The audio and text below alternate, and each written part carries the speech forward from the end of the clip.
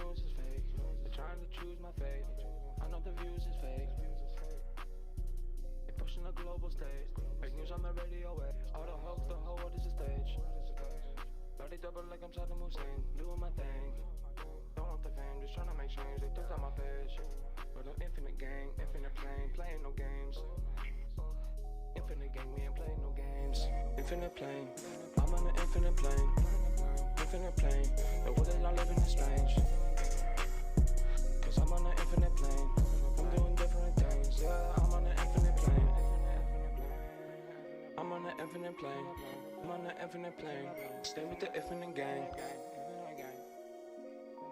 Stop on the street, pulling strings. But they can't fuck with the gang. I'm on the infinite plane. Infinite gang, man. That's in your mouth. I stay in my place. Infinite plane society, man. Yeah, man. All I do is black roll out. Yeah, just do it, man. Can't take us down on this shit, man. You should, man. Check the stats, man. Can't do it, man. Taking the word is flat, man. Globe is the whole globe. I'm taking down my shit right now, man. Shit, satellites are not real, man. I think satellites are real, man. I don't even know what to tell you, man. I rock the Eagles and shit, man. They already got it, man. I'm telling you right now, it's all right. All the hosts, man. All the hosts, man. Shout out Eagles. What up, bro? Tim out, man. What up, bro? Yeah, man. Yeah, I'm up. Laying out the more research about the hype and shit from what's wrong. I'm telling you, man. Get with the shit. Get on with it. You don't get it. All right, thanks for joining. That's Neo Mode, Infinite Gang. I'll put a link in the chat for those of you who want to listen to that track. We are available on a few platforms. If you're still weaning off of YouTube, I understand. There's your link. I posted it in Discord. For the most part, you just go to infiniteplaneradio.com and it shows you all the different options for viewing. I'm just not going to promote that particular site, even by making it seem like they are the default. Like, why should that be? Really. Okay, so let's start with a number of topics I wanted to cover today, and phones are open. So, fight the Mandela effect. Should we fight it? Am I fighting it? Yeah, in a sense. I mean, look, I'm not fighting the affected ones. Just like I don't have a problem with people who believe that they're on a spinning ball, or the people who believe in dinosaurs. Like, that's your thing. But as a channel, we are committed to deconstructing the big psychological operations that are being used to really just confirm a false worldview again and again. So we always laugh at things like black holes, exoplanets, just astrophysics where they mix it with science fiction, deep space nonsense that's just unbelievable. And the story, the headlines, read like jokes. And just so you know where I'm coming from. So let's go with this one. I'm just guessing. Okay, here's from iflscience.com. Uranus has experienced a colossal pounding. This one here is from metro.co. Something huge and hard went into Uranus, and it got very... Anyway, another one. This is from space.com. Far off asteroid cohabitating with Uranus. I mean, my point is, this deep space stuff, it's all just, as phony as it can possibly be. And to me, honestly, it seems like they're just making up a bunch of, jokes at our expense. And it's really not a pretty thing when I dig into it. Anyway, this deep fake space stuff, eminently debunkable. To believe it's real, you have to just, I guess, trust the pictures, which I don't do.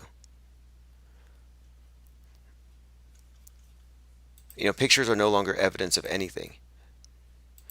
But anyway, I wanted to just start off with that, pointed out that what we're doing here is just looking at what they present us and not accepting anything that's not accompanied by evidence.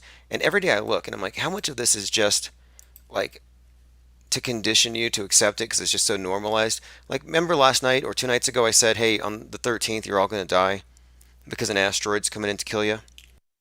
Like, that was the headline coming from NASA. They predicted it Friday the 13th. Well, now they're saying it's the 17th. NASA warns massive asteroid crossing tomorrow. The asteroid could cause an impact event. It's the size of the Pyramid of Giza, and this is being reported by the Near Earth Object Studies. And a couple of magazines, I think Futurism.com did a story on it, how many of these so-called science websites will just send out this alarmist stuff about incoming meteors because it gets hits. Okay, I had someone ask me today about Greta. So if you haven't heard, like, how do you define Greta? I used to say David Hogg in pigtails, but now I'm just going to say it because she's shown herself to be such a hypocrite. Greta is just Al Gore in a little girl costume. As repulsive as that image is, like that's pretty much the best way I could sum it up. Al Gore in a little girl costume, running around bossing us around, and her whole car, her electric car, is full of single use plastic garbage from junk food. She's got a massive carbon footprint. It's getting bigger. Turns out that Greta is really just a character, if you didn't know. And I knew she was a great actress, but she's actually starring in a documentary that I believe started filming more than a year ago. So this whole thing has been a show for Hulu. Hulu, the company that brags about how they're turning your brains into gel. Greta's going to have her own show called Greta. Flat Stuff Earth says Stephen King lives under the dome. Yeah, I saw that book. I remember it came out right about the time that Flat Earth started getting popular, which makes me wonder. It's probably coordinated. It wasn't like it was just discovered. Basically nothing more than it was the contents of the Flat Earth Society being mainstreamed through YouTube. That's really what it was. AJ206, Greta equals Al Gore, exactly. Well, the beginning of wisdom is to call things by their right names. So look at this. This is an interesting thing. The new Tesla Roadster that looks exactly like the car from Blade Runner is now being used by police departments around the world. So again, this is from Blade Runner. And I've mentioned this before, how they actually prepare you for things in the fake news by introducing it to you in the culture. So here's the standard model of car in the film Blade Runner. And if you look into the theme there, much of the movie has to do with this idea of deep fakes, or, well, the state policing itself from dissidents. It's got a number of subtexts, but the cars are the exact same. And we're at that point now where you're pretty much a terrorist if you don't trust Megan Fox and Anderson Cooper. Okay, we got 74 domestic terrorists watching right now, by the way. Trusty Shellbeck says, we've been played from the get-go. Remember the nuke hoax of the 80s, pushing kids underneath the desk. Well, my view on that's obedience training for humans. It's part of the process of getting you to genuflect before the God. So instead of groveling in the floor like in a mosque or kneeling like in a church, you're in the school, which serves the exact same function that the state church used to do. And in the school, which again, church of state, you're genuflecting before an obelisk. Not the same one the Pope bows before, but the obelisk in the form of the nuclear warhead. Both the enemies and then the one that your guys have. And so you're still participating in worshiping this god, and you're sufficiently terrorized. Like when you go to the Wizard of Oz, you got to actually show you're scared because he's the great and powerful. And so this is all just terrorism. Only it's worse now. The new duck and cover drills are far worse, and I think will actually end up causing a lot more harm and causing a lot more, in the sense that the kids who are going through K through 12 hyper-realistic school shooting drills are also watching and believing all the news. So they're going to grow up to vote Democrat. And along with that comes, environmentalism and blind adherence to authority. And it is that partisan, and I point that out on purpose because I don't take sides. I'm pointing it out because the fact that these drills are 100% partisan, and we're working on a documentary called Drilled about this very topic, the fact that they're so partisan proves that it's beyond just safety training. It's propaganda. It's coercive terror propaganda. And so while you're working, your kids are actually going through these drills that are designed to give them fight or flight and result in trauma bonding with agents of the state with their guns. Hands up, phones down, get out the door. And they create in the minds of the kids this sense that, yeah, there really is a threat. It's the kid with the bowl cut and the frowny face who makes an AOK symbol with his hand. His dad votes MAGA. We're going to have to snitch. Jordan says, in 2015, we speculated that the moon reflected the Earth. Good to see that discussed again. Oh, yeah, we can talk about that some more today. What brought me to discuss that again was this news report about 15,000 unexplained craters on the ocean floor, but not even craters, just these big circular holes, pockmarks.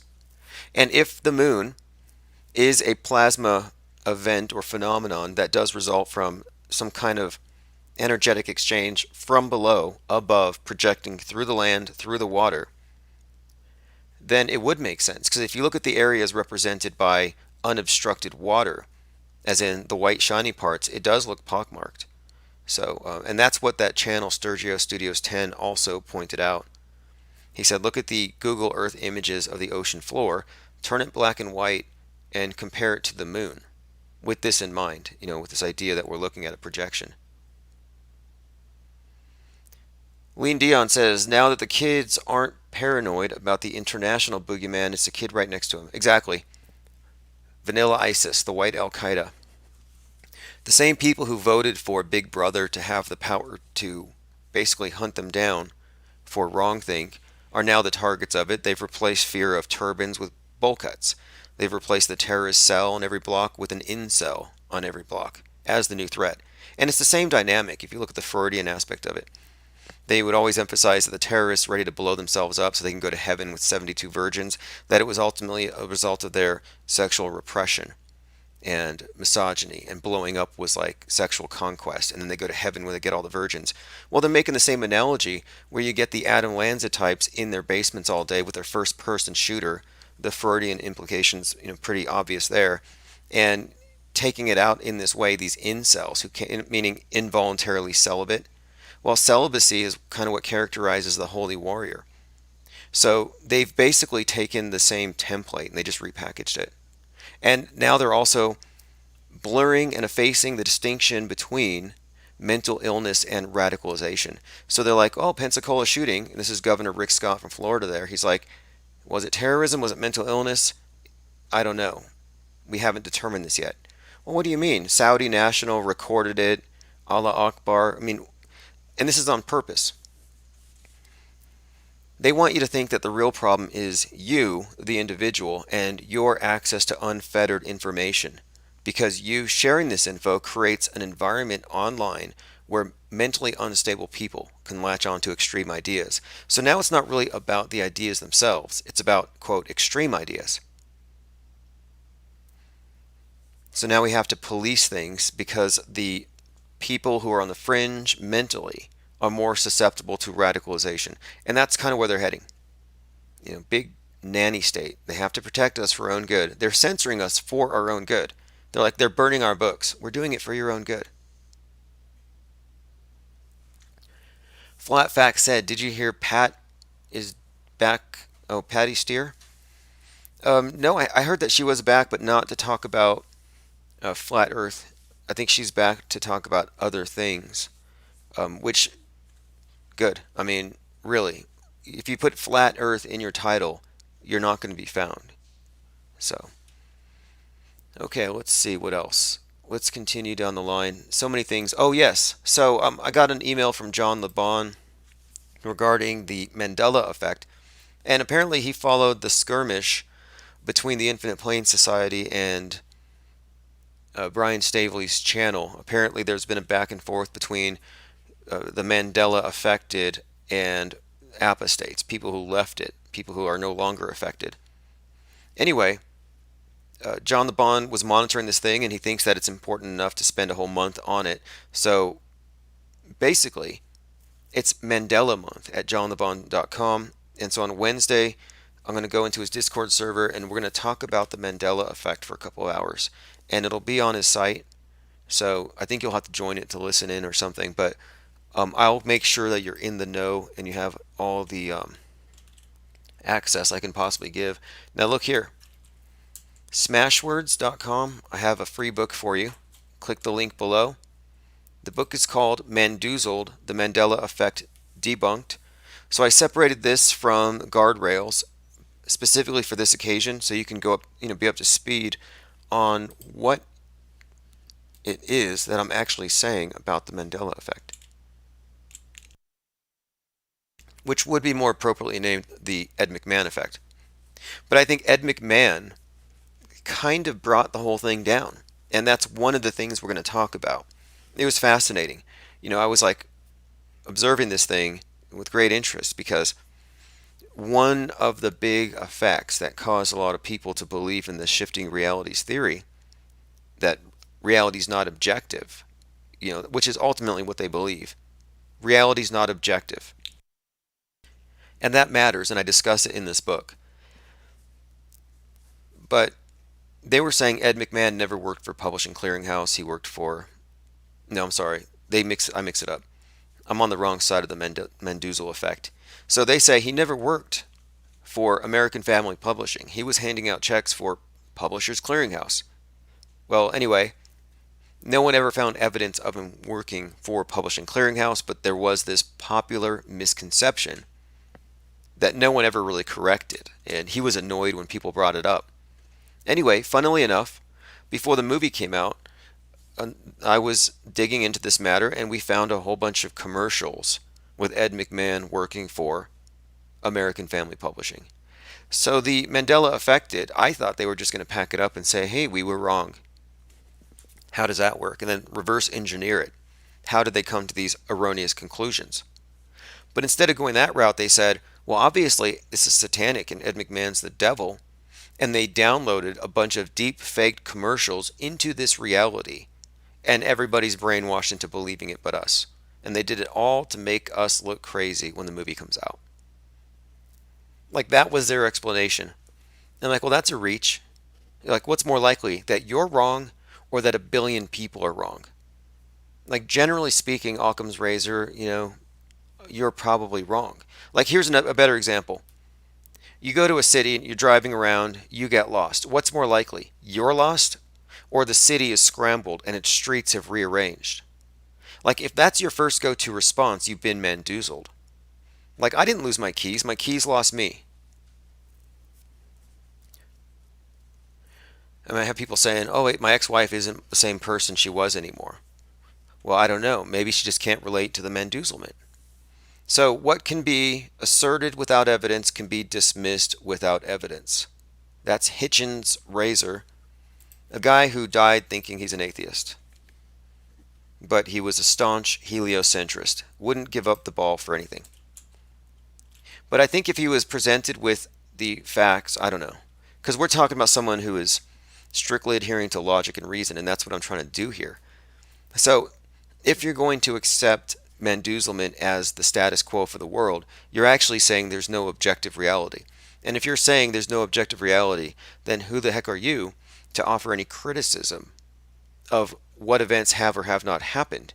So if anything, the Mandela effect would just be a spiritual path, kind of like, oh, it's all a matrix, I transcended. So objective evidence matters. Individual perceivers are not only capable of being wrong, but they're doubly capable of defending their wrongness once it becomes entrenched as dogma. Anyway, one more time, the link will be posted below. You can read it for free. Just so that Wednesday, after I speak with John LeBon, whether you're listening live or not, you pretty much know where I'm coming from with this thing. Tim Truth says, I'm very unaffected. Well, this is the thing that caused me to look at it a little more critically.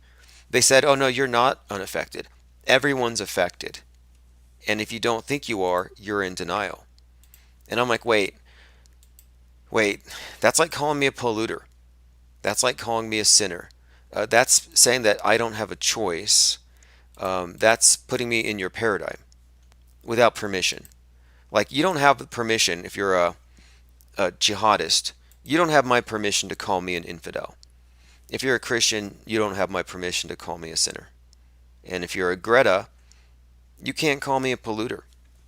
Like I don't play by those rules. You don't get to give me these labels. Even the term flat earther is mostly a pejorative, but it's not really a term that you should actually adopt. I mean, you can. I mean, we do for reasons of instigation and stuff, but in reality, you're just an earther. Along comes the spinning ballers who want to impose that on you. And if you don't jump on board the spinning ball and become a spinning baller, you're by default a flat earther. They don't call you a stationary earther. They specifically use terms that they've already contaminated in the minds of the masses. Jordan says, by the way, Sinbad admitted he was in that genie movie, but was on crack at the time and didn't want to talk about it. Right, right, a genie movie. No, I don't think he was in a genie movie in the sense that they're saying. And another fascinating thing about the Mandela effect is that it only affects people who watch certain movies and certain films. And I pointed this out many times. Like, we've already nailed we've already nailed the coffin shut. Wednesday's the funeral. But for one thing, many people become Mandela affected and believe in shifting realities because a word that they believed was spelled one way is actually spelled another way. That's called a misspelling. If you write any significant amount, you will find out how many words you actually don't know how to spell. It's embarrassing. I would never let you see my Grammarly report because of how many words it has to correct. But I'm like, that's the English language. We got 26 letters. What about China? They got 5,000 characters. Are they all mandoozled to hell? Nope. Not at all. Eel03 says Fruit Loops. Yeah, that's an intelligence joke. The CIA or whoever is behind the Tavistock, whoever is behind the Mendoza effect, not the witch necromancer Fiona Fitzgerald Broom, LOL, but whoever engineered this thing for you wanted you guys to go check into mental hospitals saying, but Fruit Loops used to be Fruit Loops. And Looney Tunes was Looney Tunes. And they're going to say, yeah, this guy's Looney Tunes. Let's take him in for 3 days and shoot him full of Thorazine. So that's what it looks like. Crazy making, intentional infliction of duress through double binds. This is 100% crazy making. And they're targeting the people who are seeing through the fake news. So when you're like, hey man, nobody died on 9/11, like, sure, and it used to be Berenstain. I think it's sabotage on a deep, deep level. So when you start chanting, but Fruit Loops proves parallel dimensions, I'm like, you know what? You're falling into a trap. All right, so let's continue. I found a number of strange things. I want to go through this today. Okay, so at the end of the day, the Mandela effectees are actually saying that reality has shifted for me, maybe not for you. It's all different. So they really believe now in total subjectivity, which is the opposite of reality. Like a dream is a dream, I think we can all agree. When you're awake, you're awake. And there's a big distinction to be made here. The dream world is 100% subjective. So what they're saying is that the Mandela effect proves that objective reality is subjective, which is the opposite of woke.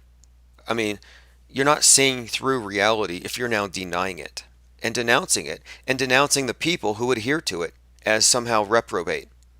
Oh, like you guys are all affected, but you're just going to conform to the world because you're the devil's pawns, and this is a spiritual tug of war, and we're being censored because we're Mandela affected. No, you're not Mandela affected. You're ego affected, because these beliefs are very validating, and it's hard to let go of that supply of validation.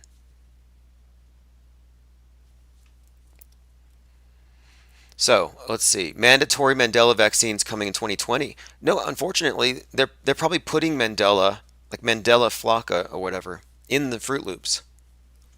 They want you to be Mandela affected because it validates their power to manipulate reality. It validates CERN. It validates quantum realities as they describe it. It actually is all hinging on, the Big Bang and everything that follows, including dinosaurs and cavemen and apes turning to humans. So if you're Mandela affected, you're actually buying into the globe paradigm at its more mystic end. And I do think that this is how they're creating secular miracles. Just like they gave you a fear of God in the form of global warming, now they're giving people glimpses, artificially created synchronicities, false synchronicities, things that are designed to make you think through a parlor trick, through hypnosis, that you've actually seen a crack in the matrix.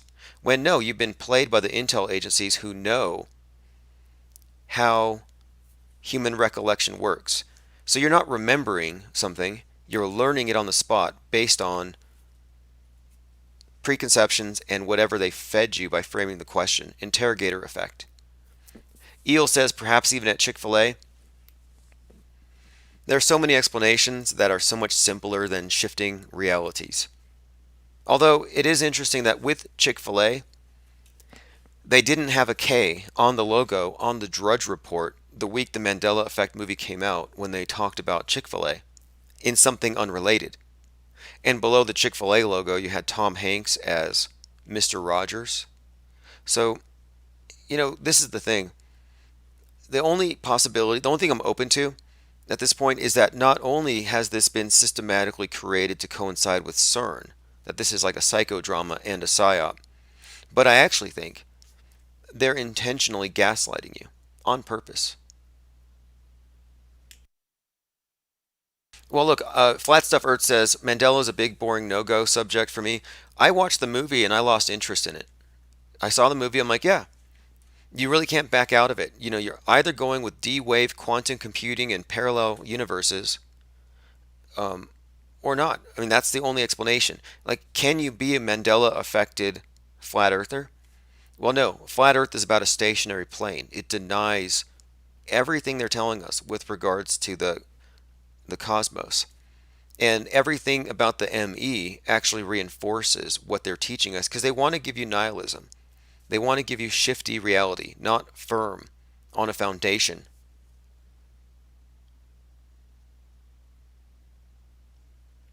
Lean Dion says, been great advertising. I think it is. I mean, it made me watch the movie. And I watched it closely and they were true to the whole topic. And I think the people who made the movie were observing on YouTube the effects it was having because many people who fell into this thing, they fell into a cult. And cults are real. We're in one here. You've been in a cult. The place you work is a cult. Anything that has its own culture, separate, but they're not all extreme, they're not all that different, and they're not all polarized against non-members. And I will say that the ME crowd is actually polarized against non-believers, and they will call you a denialist.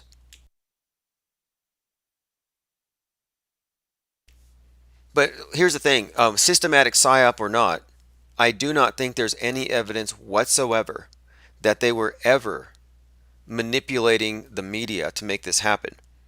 You'll shoot your eyes out, kid. It's as simple as it is. All you have to do is say, do you remember the catchphrase in A Christmas Story being, you'll shoot your eyes out, kid? Because that's how I remember it. And everybody will say, no. Maybe somebody remembers it my way. So anyhow, I looked into this one, and it turns out you can actually find a few places where it was published as, you'll shoot your eyes out, kid. So I could say, well, that's residue of the other universe where it was that way. And if I can get 10,000 people to nod their head and, circle the wagons around me, we can all agree this was one of our sanctioned miracles. And that's what it comes down to. They even come out, some of these high priests of Mandela, the Church of Mandela, they say, IPS can't have his Mandela effect. That one's fake. So somebody called in to their show and they said, you'll shoot your eyes out, kid. And he just kept hanging up because he didn't want to deal with it because there is no standard of evidence. There is no standard. There's no evidence. There's not even a pretense of evidence. There's this thing called residue. But if we use their standards, I could make an argument that you'll shoot your eyes out, kid is a legit ME. I could create a YouTube channel based on it. Eel03 says it is real. No, it's real, sure, but it's not what you think it is. It's actually the misinformation effect. Let me show you. Let me show you how this whole Mandela effect is entirely farcical. Everyone else, including the department store Santa, just tells Ralphie, quote, "You'll shoot your eyes out, kid." Jack Nicholson was considered for the role. So it was "You'll shoot your eye out, kid," according to the consensus reality. But if you're Mandela affected, you have to choose. Are you going to believe what everybody believes, or are you going to believe what you remember it to be? And this is where it becomes a double bind, which is basically you're wrong if you're right if you're wrong. And you can't really be right. And you can never be wrong. It puts you in this permanent state of ambiguity. It's really meant to gaslight you. It is meant to take away your ability to take a firm stand. It's not even a fun psyop. I mean, compared to, it doesn't lead to anything other than a denial of reality. And some of the deeper effect ones even evolve with this thing to the point where they say, I don't even care about the fake school shootings anymore. I don't care about the fake terrorism.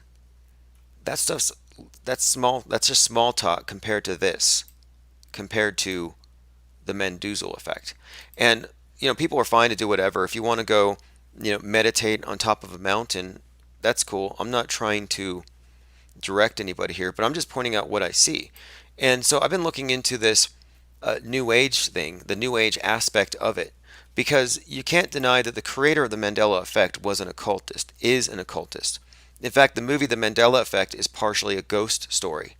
The idea of crossing timelines and ghosts just being caught in a loop. Well, Fiona Fitzgerald Broom, and that's not a Harry Potter character, that's the lady who invented the Mandela effect. She's an admitted necromancer and witch. You can get paranormal consultations from her. So I looked into this notion, though, of shifting realities and total subjectivity, and this is actually high level thelemic philosophy. So when you get high enough in the occult world, you do this thing called crossing the abyss. And this is one of Aleister Crowley's rituals. But basically, if you want to advance to the highest levels, you have to take an oath. You take an oath that you're willing to accept the responsibility of a totally subjective reality, where now everything in the world around you is actually a communication from your higher self or from God to you. So here's part of the oath. I swear that I will interpret every phenomenon as a particular dealing of God with my soul. If I fail, may my pyramid be profaned and the eye closed to me. And what this means is you transition from objective reality into subjective. And if you make that switch, it supposedly gives you some type of, I don't know. But I just think it's interesting how the high point of a lot of these occult teachings is the realm of total subjectivity or magical thinking. And magical thinking,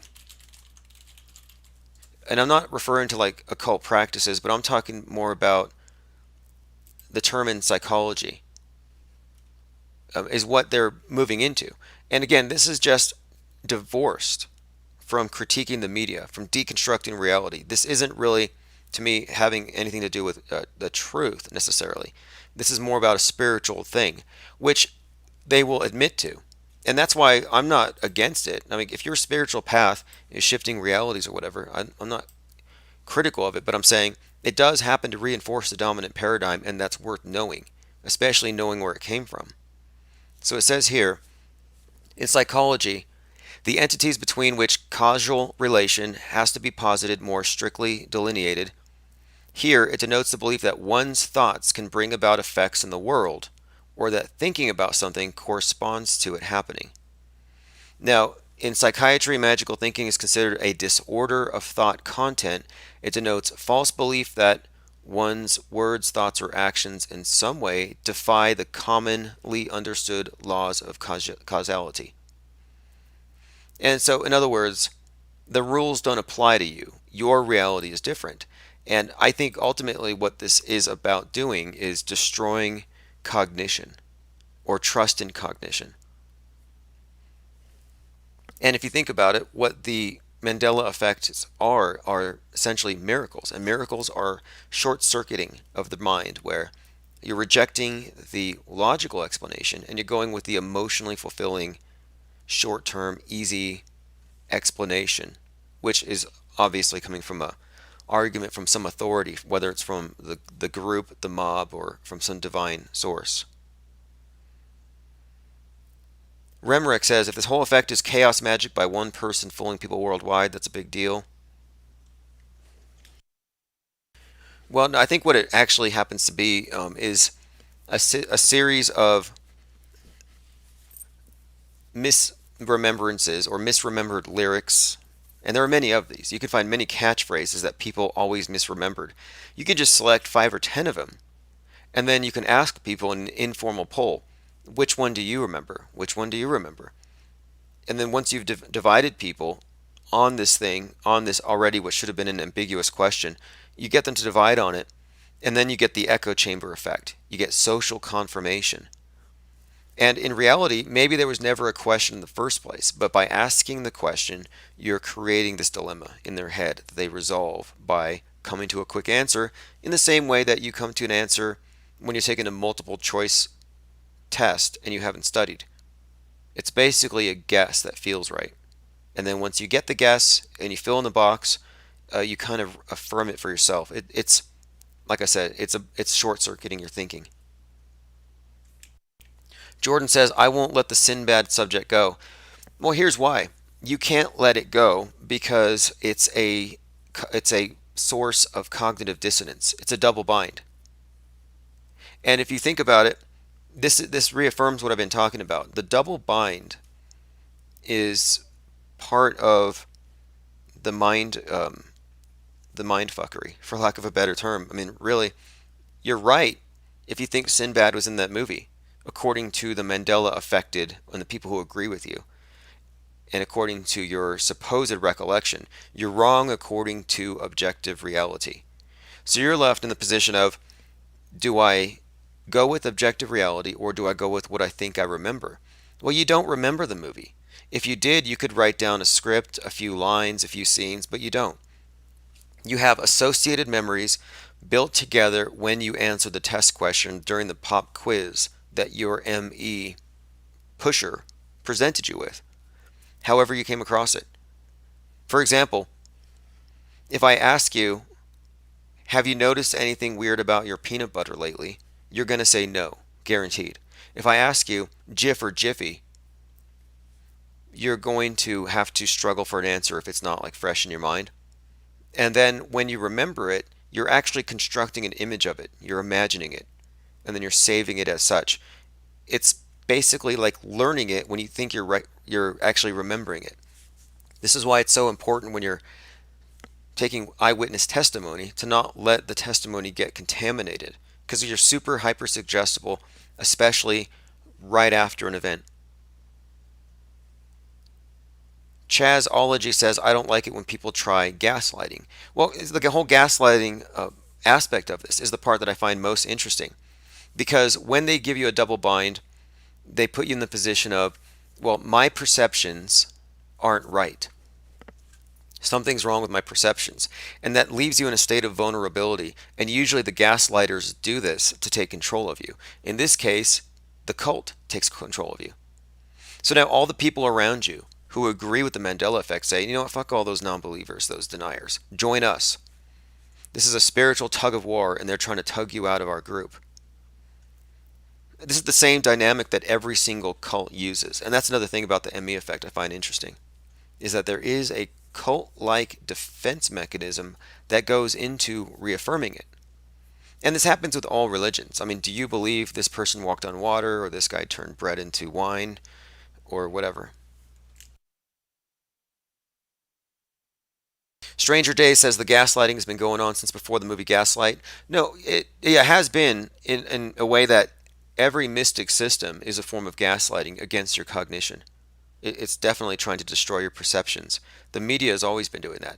But what I'm saying is the Mandela effect itself, it started in 2009.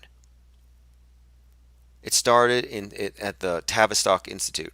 There was no decades of pre-planning to screw with the minds of a few 100,000 people 50 years later. No way. They started planning it just recently, and as I demonstrated with the "You'll Shoot Your Eyes Out" kid, 100% you can manufacture these things if you want to. I mean, I'm almost tempted to do it. To write down 50 convincing Mandela effects and start a channel, and I will get people believing it. If I'm willing to play that game, I can pretty much find one of these things that I can hit someone with. And it shouldn't be a game like that, but that is what they're doing. It's a parlor trick. Jordan says Sinbad admits Shazam. I don't think so. I don't think so. I've never seen Shazam, and you can't tell me anything about it. And anyway, my point is, the people don't want to let it go for the same reasons that Mark Twain said. It's easier to fool a man than convince a man he's been fooled. Stranger Day says right in line with the flat earth. Well, the flat earth was already out there. The Flat Earth Society is 100 years old. It just got mainstreamed in 2015-ish. Although it's weird, many of the people who are big promulgators of this idea always walk back. Like they're like, "Oh yeah, back in 2006 when I found out flat earth." And the next time you hear them, it's 2002 and so on. It's kind of like they all want to be the original. And so they used to be honest and say 2015. They all pushed it back so they can kind of ignore um, uh, Powderland or Dubay, but none of them ever give a shout out to the Flat Earth Society. Speaking of which, Mark Sargent is a member of the Flat Earth Society. He has a card, no question, he shared it. Yet, he never cites them as a source. Think about that.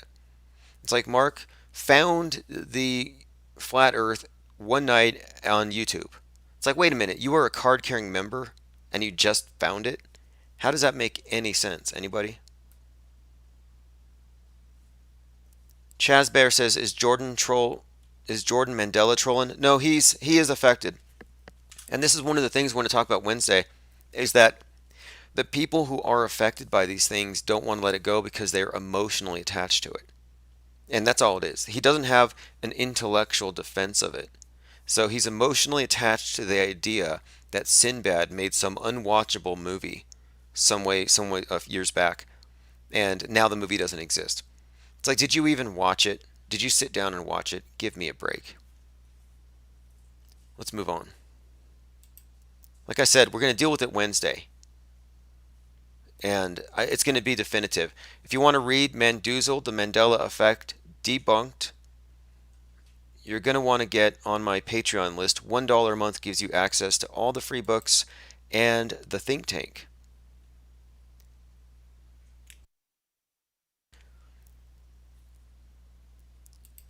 There's so many things I want to go over. I don't want to go down any rabbit trails here. So apparently in Australia, they're suggesting that if everybody could chip in $200, they could prevent climate change. If everyone did it, if everyone just gives a little bit. I told you it's pathological altruism, and I'm thinking, why not just have people donate blood? Just have this blood vans going around, but just have it green or something. And be like, yeah, you don't have any money, you're poor. Why don't you donate $200 worth of blood to help save the world? Because that's what it ultimately is about. It's about self-sacrifice. Okay, so we can't accept video as evidence anymore, or photos. If you want to accept video as evidence, I have for you here video of Bigfoot wrestling a grizzly bear.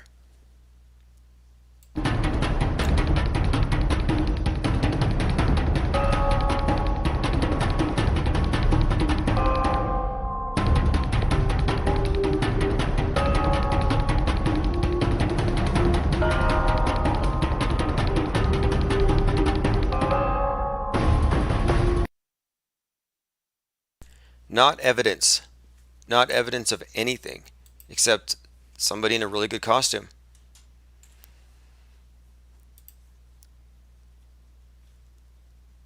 Russia State TV calls Trump their agent. Yeah, that's triggered the left. Already mentioned this. Greta is going to be starring of in a documentary called Climate Activists Global Rise, Greta, and that's at Hulu. We have something here for all of those of you who've been looking into the death faking thing. So, you remember we were talking about the fake death of Juice World? And we did a whole blog on it, and the cryptic symbolism, the prophetic tweets. Basically the whole thing was telegraphed in advance. They telegraphed it in advance that this was going to happen. It was in his lyrics. He said it 2 years prior. He said, "Oh, by the way, I'm going to be hella famous for 2 years, and then I'm going to fake die." Well, I'm looking here. This is from Rolling Loud, Los Angeles. This was the event that he was going to perform at. And let's see who's in the chat here. Okay, good. So during this event, there's a montage played on the screen in the back where it's basically a who's who of death fakers playing in the background. And the person who sent me this video said that it was scattered throughout with subliminals like legends never die. There you have Lady Gaga, Amy Winehouse, Marilyn Monroe, Tupac, XXX, Michael Jackson, Prince, Juice World. Again, there's more, but it's this long montage of death fakers, legends never die, and they keep showing a shirt which says 999 lifetime member, which I think might be an allusion to what we're actually seeing here, which is maybe an induction into this club. Legends never die. Again, if Cam B is right, this individual is also playing the role of another musician. Is it Luis Evert who performed there? Anyway, a whole bunch of death fakers all on the screen in the background. Found something here on the topic of deep fakers. We've been looking into these masks, how they've been used in Hollywood. And, we've been talking about this for how long now? Like 6 months? We've been talking about Jonah Mendez, CIA Master of Disguise or Chief of Disguise and all that. Well, that just made the Drudge Report yesterday. And so now it's going to the media. People are finally learning, oh, by the way, your intelligence agencies have had made use of these masks, which are far better than anything that you've ever seen in Hollywood. And they've been using them for who knows what for 50 plus years. And this is why I'm comfortable stating that, yeah, you've all been deepfaked and we have no idea how bad it actually is. So this is from January. How Christian Bale became Dick Cheney and other big screen transformations. It's pretty much been in your face the whole time, what they're capable of doing, but I think it's a great act of misdirection to get people to think, well, that's in the movies and this is in politics. But what really opened my eyes to how bad the situation is, or rather how fake it all is when I saw Brett Kavanaugh, and that Me Too drama, where he, by all appearances, is playing the role of his own accuser, wearing a mask similar to this in, composition. He's wearing a chick, but you see what I mean? If this is Christian Bale and that is Dick Cheney, then when I'm saying that Brett Kavanaugh is playing the role of Blasey Ford hilariously, or that Justin Bieber is playing the role of The Weeknd, that's not a real big burden of proof. I'm basically saying, yeah, he bought a mask and put it on. They do this all the time. We have no idea how deep this thing goes. But when you learn about the techniques and how they're made, these masks are made, or I think they call them plumpers, what they put on the gums, how you can change the way someone talks, give them a lisp by putting something on the roof of their mouth.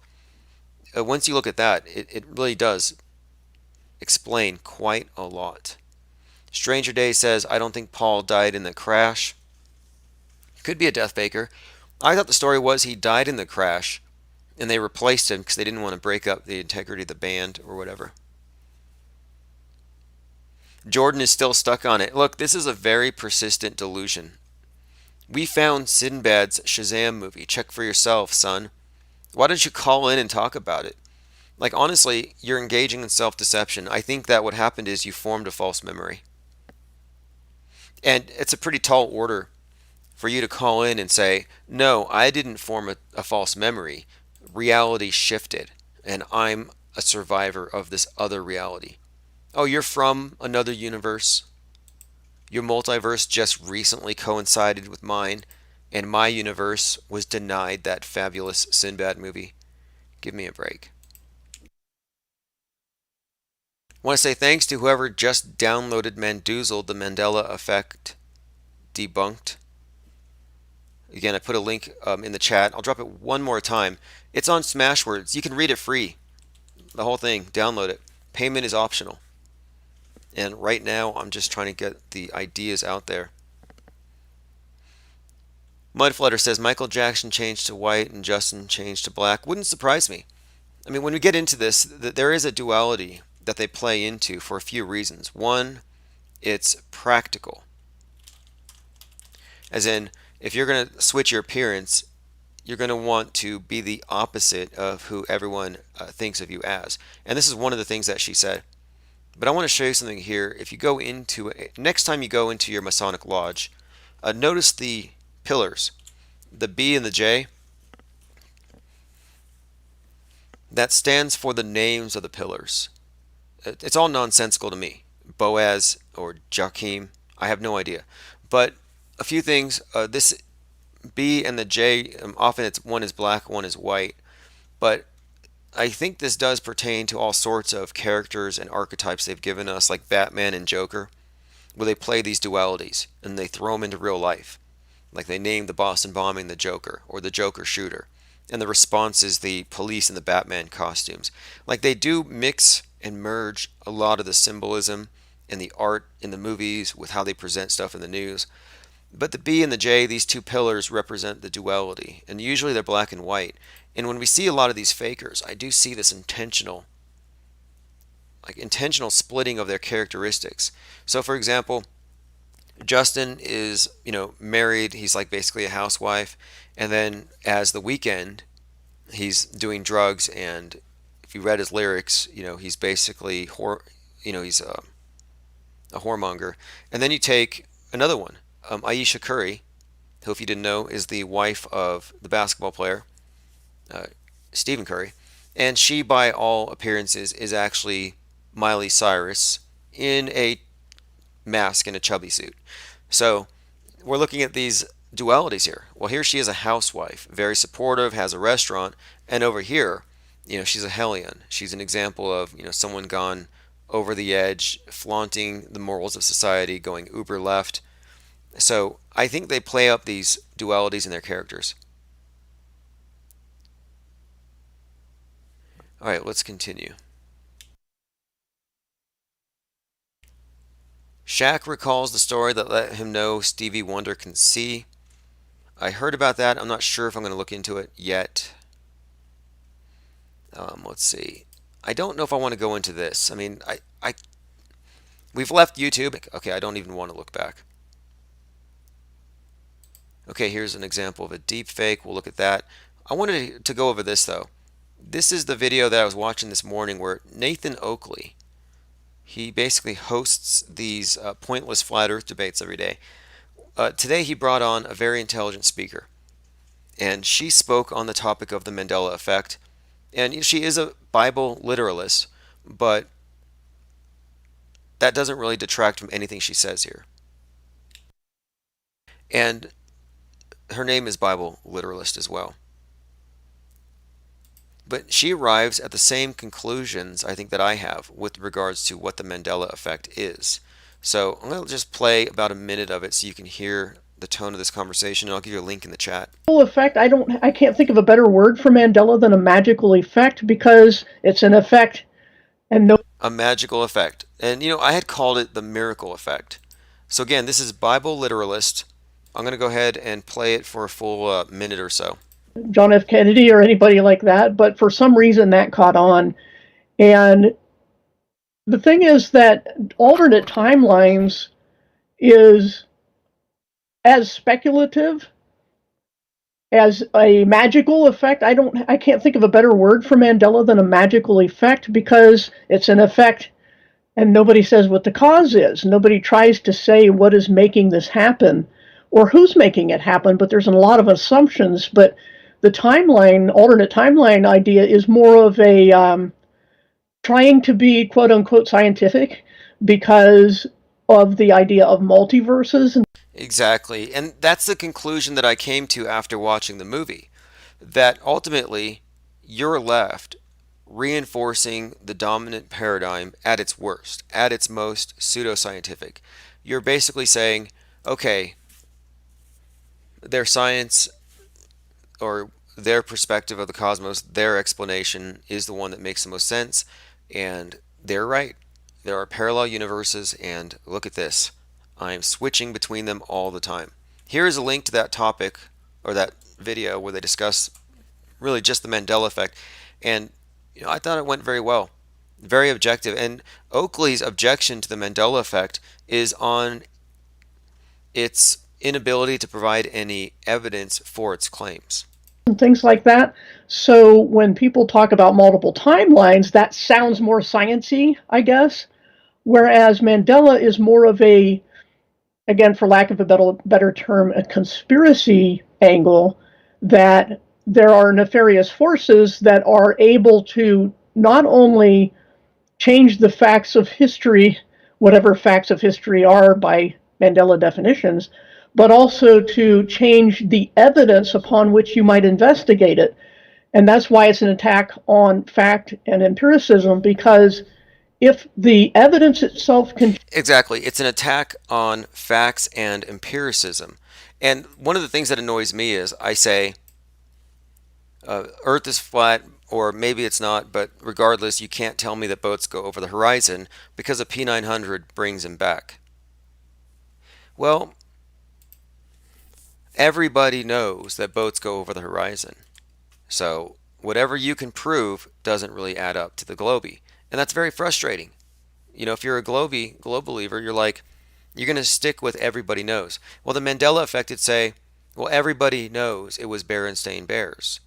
And so they use the same arguments that we're always fighting against when you're trying to go against the globe paradigm, whatever you want to call it. When you're debating against this model, you're basically saying, hey, stop throwing pseudoscience at me. Stop giving me cartoons. Stop giving me arguments from the authority of some ancient group of Greeks somewhere. And then here you are, Mandela affected, saying, well, everybody knows and you don't agree, so you are an NPC or you are a zombie. And those are the nicest things they say about you if you're not affected. If you don't misremember the spelling of Berenstain the same way, they really have some words for you. Change. That is to say, printed documents, things etched in stone, even things that are very ancient that everyone has known about, because under the umbrella that everything in history is a lie, and we're just going to burn all the books, burn all the history, and who benefits from that? Well, the powers that be. Another term is from the Bible. It means the powers in place, and it has a couple of layers of meanings, but the point is that allegedly these dark forces are changing words on pages, not just movie lines or anything like that. It's everything, and including the Bible. The Bible is just one part. So this is where I agree with her as well. What this does is it gives the power elite, at least to the believers in this thing, it gives them this power of being able to change reality. Like ultimate power, ultimate authority over reality. You say nukes are fake, I'm not afraid of nukes. Well, you just pretty much created a new nuke for yourself in the form of CERN or whoever's behind this. Another point she brings up later in the topic is how the people who don't see it or who don't believe it are often chastised, chased off, and treated as apostates, which is something that we have observed here again and again. So she talks a bit about that, which is very interesting. And at the end, she talks about the film, and then Oakley gives a few takes on it. Let me go ahead and play a few seconds of this, and I'll leave you a link. Left with nothing but beliefs, and if that's what they are, then why fight about it? Why do people get upset if you don't believe Mandela effect? Why do they get upset if you call them out on calling something science and they don't use the scientific method? Your whole channel, my whole channel is all about evidence, and without that's why they would attack it. Exactly. So evidence. It comes down to evidence and just being honest about whether or not you can provide it or have it. You know what I'm saying? I think people don't like being wrong. So in many instances, they have this idea, and again, it's back to the I've watched it 100 times answer. No one wants to be proven wrong. If you've got an idea in your mind and you're absolutely certain it's correct, you don't want to have to do any more research. Again, and with the Mandela effect, these beliefs that you arrive at are emotionally held. You did not arrive at it through careful deliberation. You didn't sit there for a few days and deliberate. Was it Berenstain or Berenstain? How would I know what would cause me to get it wrong? Nope. You realize it instantly and you stuck with it. And then it's like, no, I can't back up because then I'm giving in to the matrix. And it then becomes a metaphysical battle over control of your reality. Are you going to be in control of your reality? Are you going to be Neo in the Matrix? Or are you going to be another blue pillar? And you're going to say it was always Berenstain.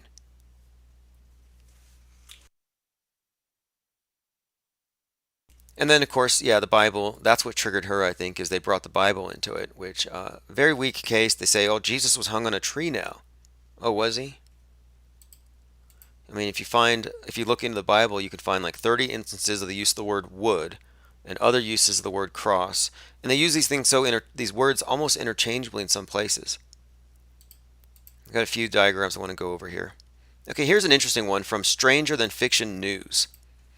So he has footage of an airplane, and he says, look, you got a vanishing point above the horizon. This is undeniable proof that the Earth is round. So he's very emotionally invested in his belief that we're on a ball. And of course, this is the vanishing point, which he's right. And yeah, it is above the horizon, which contradicts flat Earth clues number 1. The horizon always rises to your eye level. Well, it does to some degree, but you cannot see an infinite distance, and given the atmospheric conditions, you may not be able to see that far. There are specific conditions that are requisite for you to be able to take a long distance photography record, for example. So he's contending that if you were to take that point, that we're looking at where these lines converge, that little cross there, if you were to draw a parallel line from the observer to that cross, it would actually go into space if you were to have a line going from the observer through the X. It would end up in space because obviously that's over the curve, right? Well, I don't know. So I kind of think that no, it's more likely that the horizon goes much further than the immediately visible one, and that if you were to, draw a line, it would still contact the ground a couple hundred miles away. Anyway, he's very attached to this, and he says, I see many F-tards coming on here, commenting like they know Jack S-word. I can clearly see the curve of the ocean, living on the coast. C-words that have never left their basement and have never seen the world except through video need to shut the F up. If you want to know if the earth is flat, forget the conspiracy videos, go to the ocean. Find a spot where you can see the water from left to right and you'll see a curve for yourself. Not one shill attempts to explain the problem with the vanishing point. Instead, you're just eating up the psyop put out by losers on ScrewTube. You're going to get the 5G death towers you deserve. Now back off my channel. Stranger Than Fiction News. Very triggered. How can flat Earth still be a trigger for you at this point? Like, why do they even care? But this guy's a pervert. Stranger Than Fiction News, 100% pervert. You can't see a curve from the ground. Hey, what's up, caller? Hey, IPS, can you hear me? Yeah, hey, have you ever seen the curve of the ocean? No, never seen the curve of the ocean. I mean, I guess you could say I've seen the boats disappear over the edge, but we all know, zoom in and they reappear. As far as like standing on the beach, I know some people say like, oh, you can kind of see it curving, but I don't actually think that's the case, so no. Yeah, I don't either. And the reason why is that the human eyes aren't equipped or capable of seeing the damn curve. That's why. You can just throw that out. You're never going to see the curve with your human eyes. Right. You'll need augmentation. any of those debates around how light actually operates, I feel like it's a rabbit hole of an argument that involves things that are hard to prove. Because light, I don't know, maybe light does refract, or right? So it's hard to really say using some observational techniques, because one side can always just fall back to, well, that's light refracting. Well, what about this? I came up with this today. Let's say you have two buildings that are each 30 stories tall, and they're 20 miles apart. And on the roof of each one, you have a laser pointing at the other, and their laser is perpendicular to the ground. So now they're 50 miles apart or whatever, or 40 miles apart. Where that light, where that laser converges, it shouldn't be direct because there's a hump in the middle, right? Or it should be low. I mean, how would that work? You see what I'm saying? Like the buildings are leaning back a little bit, even if it's just 1%. Would you be able to detect any divergence on those two beams? I see what you're saying.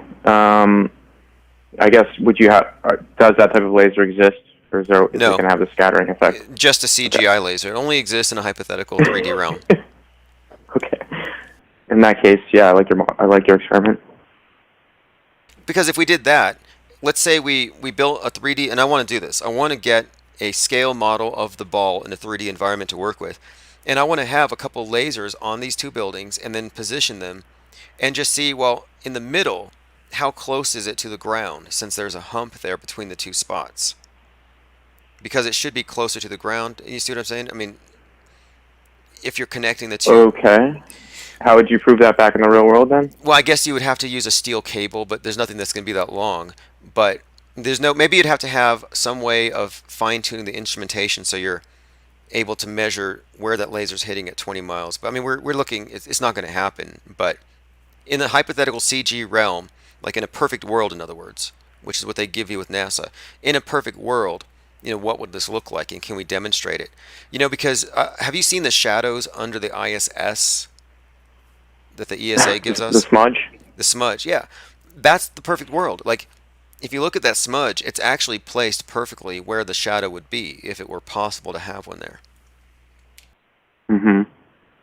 No, I'm with you. Anyway, yeah, well, I'm going to have to do some work on modeling this stuff out just to kind of, I think, explain the absurdity of the ball just by showing some things that we should be seeing that we never do. Like JT Nolan, whenever he shows us this long-distance infrared stuff, he compares it to Google Earth. It's like, here's what we see, here's what we should see. Okay, yeah, I haven't checked out that channel. What does he have, like high altitude infrared shots? Yeah, he does. And so what he'll do is he'll basically show the horizon. He'll show distant peaks that are 500, 1,000 miles away or whatever. And he's 30,000 feet up, granted, but they're so far that they should be literally over that damn hump, but they're not. They're still right. Like even when boats go over the horizon, they don't tilt away. They just go straight down. I'm like, well, how does that work? Is it, how would that work? I mean, if it's going over a hump, it should literally be tilting, but they don't tilt. Where's the lean? Forget the curve. Yeah, totally. So, one of the reasons why I wanted to call on is because I'm pretty psyched that you're going on to John LeBon's Discord. I think that's awesome. Glad you're doing that. Oh yeah, he really has done his homework on the Mandela effect. They're dedicating the whole month to it. What are your thoughts on the Mandela effect? Are you affected? No. I've called in before to talk about this briefly, but just to summarize, my stance is that it's basically in line with your position. Although I do think I think it's being propagated. I do think there's something behind that, which, like a gaslighting attempt, I guess, is where I fall right now. Right. Well, they pull the reality out from under you on purpose, and that's what gaslighting really is. And it happens all the time anyway. When you get fake news competing against fake news, where people are making a decision on who to believe, when none of them really know what's actually happening. It's just a matter of consensus. Right. And, so I think, so I'm a supporter of JLB as well as a supporter of yourself. I'm not a patron yet. I'll get that done, but I've supported you in the past. Anyways, So I'm pretty psyched and I followed you guys since way back in the day. And what really resonated with me about both of your stances is that you're both contrarian to the overall movements, which I think has, you've dealt with a ton of flack as a result, both of you. But both of you, in my opinion, have stayed true to your convictions and your process, like your logical thought process. And so that, in my mind, gives you both a ton of credibility. Don't agree with both of you on everything, of course, but that's why I respect both of your opinions. So I think meeting of the two of your minds and hopefully the two of your communities, so to speak, or however you want to refer to that, think tanks, I guess, good word for it, will be positive and beneficial for sure. I think so. I think he definitely has deconstructed the Mandela effect, and then he's also an observer of all these truther communities. And I've been saying for more than a year that trutherism has just become a new religion, and it has its doomsday and its doomsday prophets. It's and the constant dread of chemtrails and all these fears. I think it's tantamount to a total religion, and the people in it are putting community ahead of facts and evidence, and that's where we're putting the brakes on this thing. Did you catch Nathan Oakley's breakdown of the Mandela effect with Bible Literalist? No, I tuned in late. I saw that you were showing some clips, but I fast forwarded through that. I haven't caught up with it yet.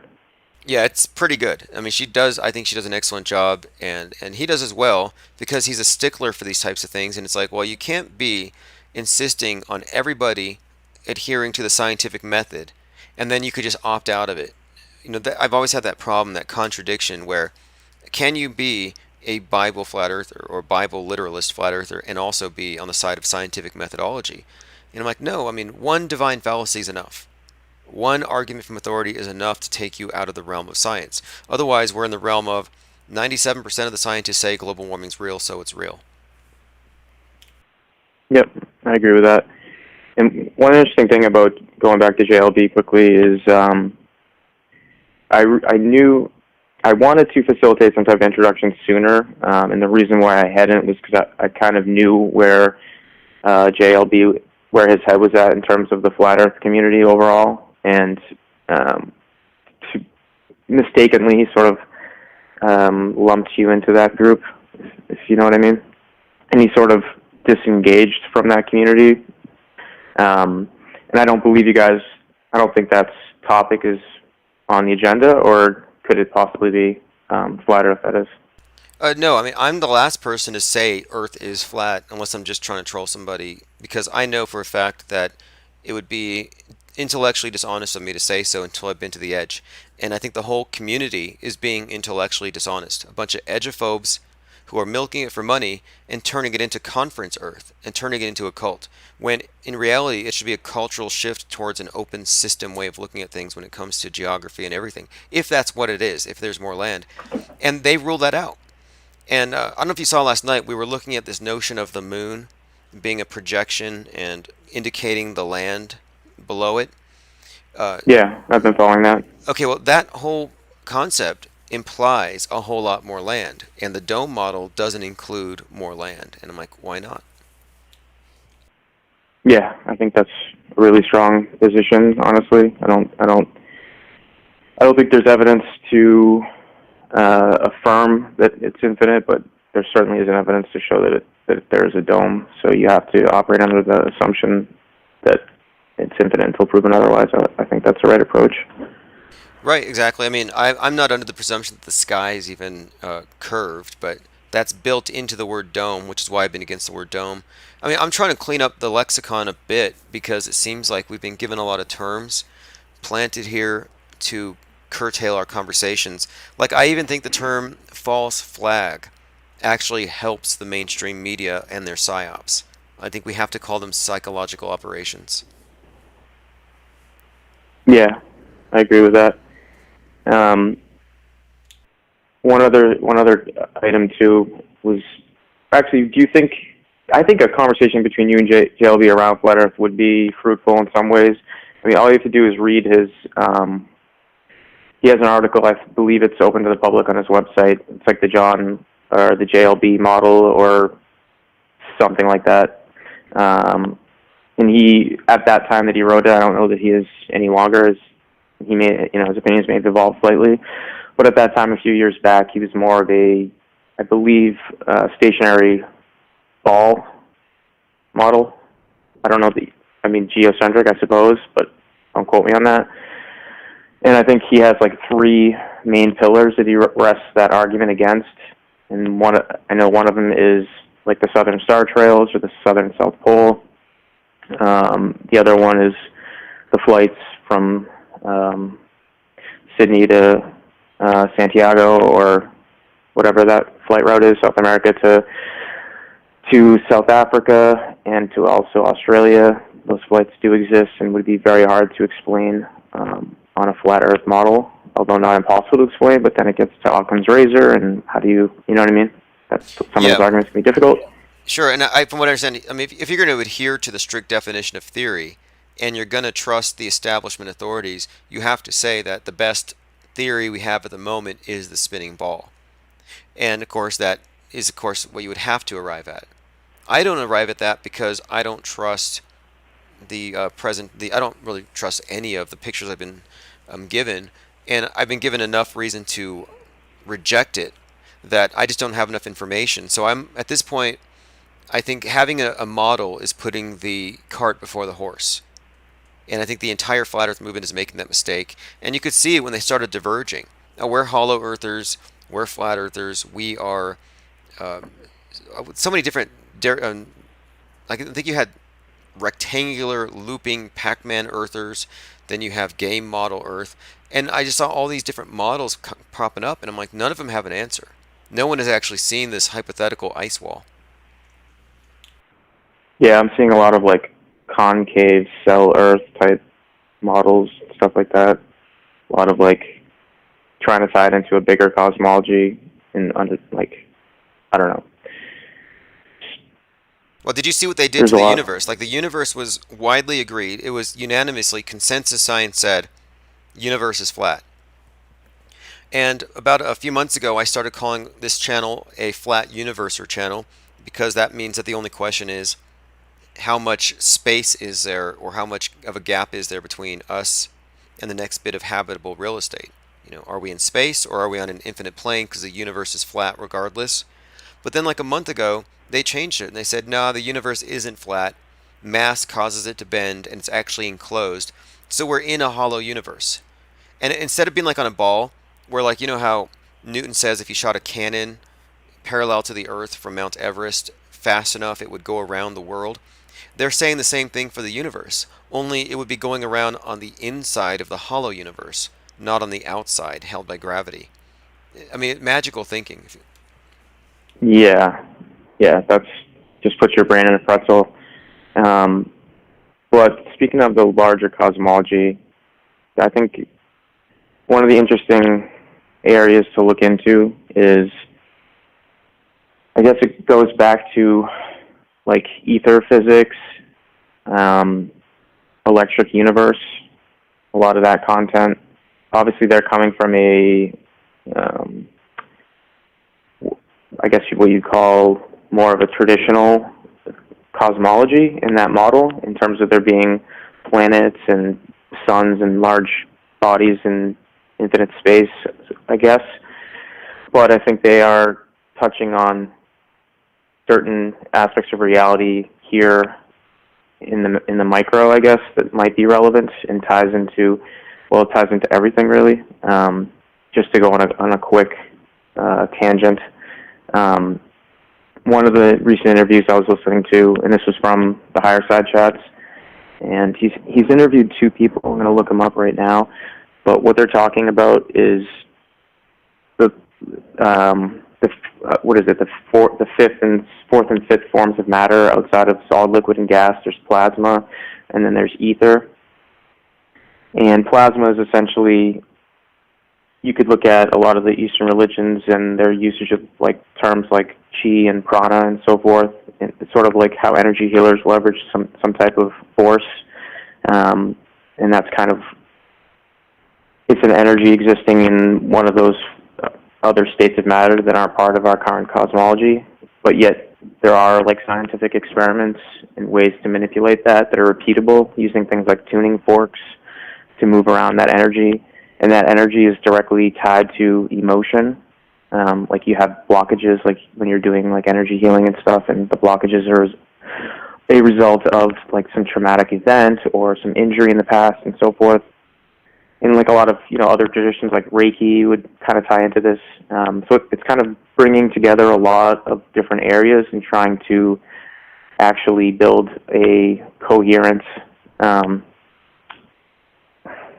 what is it? Not a cosmology, but what did Einstein call it? A unified field theory, so to speak. Right. You know what? It's intriguing. I'm not really up on a lot of this stuff. I've looked into it, but when it comes down to it, we know we've been given something completely, false and erroneous. And I don't like inserting things to, fill in the gaps. But, at the same time, I think we've been given some leads here. And I have a book on the topic of, you said this is like prana, or chi, and it ties into emotion. I was looking through a book on, magic, like today, and just how they look at this idea of the term that they use for whatever you want to call this. And one of the books that I referenced referred to ether and the idea of putting your will out into the ether. And I think it's this interesting idea of this like universal medium through which everything is connected. But is that mysticism? Is that science? And how do you bridge that gap? Right, and maybe it's hard to prove empirically because it requires, in order to see it happen in a tangible manner, it requires like mass coordination, which is what they're doing to us through everything that they do in the control matrix. Is sort of channeling and funneling that intent into their directive or directions. But when you look at things like cathedrals from the past, that's like a congregation place, and harnessing other forms of technology, whether that be structures themselves or the components of them, and who knows, but using that to harness that will or that intent more effectively. I've been thinking that might be tied into it, because everything kind of is interrelated. So like sound, frequency, and all of that concept is matter. All the phases of matter, sort of, it's like a big circle, and they all interrelate. So sound can create a physical object, and light is sound, and that's why our voices could be important in reality. And if you think about one thing that I noticed. Okay, wait. This goes back to go ahead. Okay, the voice thing you bring up. So earlier today, I was referencing Aleister Crowley, and because I was looking through some of his stuff today to explain this idea of magical thinking, and one of the things he talks about is the intonation that whenever they have their spells or their rituals, they call it like the way that they actually pronounce the words, the vocalizations themselves. They call it vibrating the words or vibrating it, not just speaking it. And the idea here is that the way that you use the words in some way is has a direct influence on reality when done right. Like this is like the old archetypal images of like wizards casting spells. Well, casting spells is done in a way very different from a casual conversation, almost like you're commanding or something. That's the idea that I get, but that may have something to do with it. And even the significance of the words and the number of syllables, all this stuff is very it's they plan it to a letter. They really exactly do. And it goes so deep too, because that they've hijacked the English language, angel speak or whatever, and what they've done. I mean, wait, you made a correlation between English and angel speak. That's interesting because the guy who was speaking with angels, what's his name? John Dee. He's the guy that coined the term British Empire. And his whole system of magic is what Crowley got his whole system from. And what his whole system was based on was two things. One was the way of intoning the names of these angels. And then the other was the use of the black mirrors for observing distant events. Right. Yep. I think that's all tied into it. And going one step further too with what they've done with English is a little bit of research that I've done into reverse speech. That does seem to be a thing where you listen to certain things backwards, like the true intent. I think I've called in to speak about this, but it does relate. The true intent of what you're saying can be revealed by listening to what you're saying backwards, which to me also implies like if they release records and so forth that have messages encoded backwards, like it's having an effect in some way. I think it's really interesting. So you're not consciously aware of it, but it's going into your subconscious and doing its work. Yes, exactly. This makes sense to me because I've been looking deeply into this idea of these deep fakes and how why would they put them right in front of your face if they didn't want you to see it subconsciously?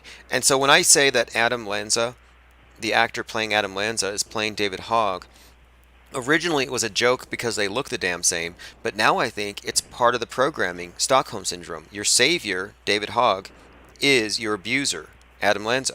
And so when you see the face, you see Lanza the killer without even knowing it consciously. Oh yeah, I mean it's got to be why everything in pop culture is tied into everything in the news, which is tied into everything else that we're subjected to. It's all playing into that concept, I think, of just completely building a reality in your mind using every esoteric trick in the book. Yeah, absolutely. Because so like we don't know our own operating systems, and this is one of the side tangents to the Mandela effect is to understand what's happening with this. You do have to understand how malleable the human mind actually is. yeah, absolutely. Just to quickly drop a few references for anybody that's listening that's interested. If you go to the Higher Side chat and look at the last episode, it was Sol Luckman, potentiate your DNA, blah blah blah. That's one guy, and he that episode was preceded about a month or two earlier by another person who's done like a master's thesis in this work, so based in science. And her name, if I could find it. Sorry. No, that's great, and feel free to spam links in chat.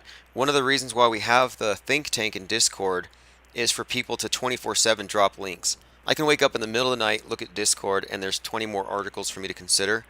And it's all highly curated by people who are investigating these select topics that we're investigating. Yeah, I got to get back into the Discord. But the second one's Eileen Day McCusick is her name. Biofield tuning, the electric universe, and ether physics. I think it ties into everything we've been talking about. So. Well, I'm more interested now in this, having looked at there is something esoteric about this in the descriptions of certain things. Like, I think there's another meaning to it. So, for example, the elect and electricity, there's some correspondence here. And I'm looking at old statues of Thales of Miltius, who's this guy who invented or discovered static electricity. He's considered to be the first scientist and astronomer and philosopher. And in 585 BC, according to conventional history, he predicted a total solar eclipse. So this guy was a flat earther. He said he believed the universe was all made of water, and that the land that we're on was on an infinite plane of water, pretty much.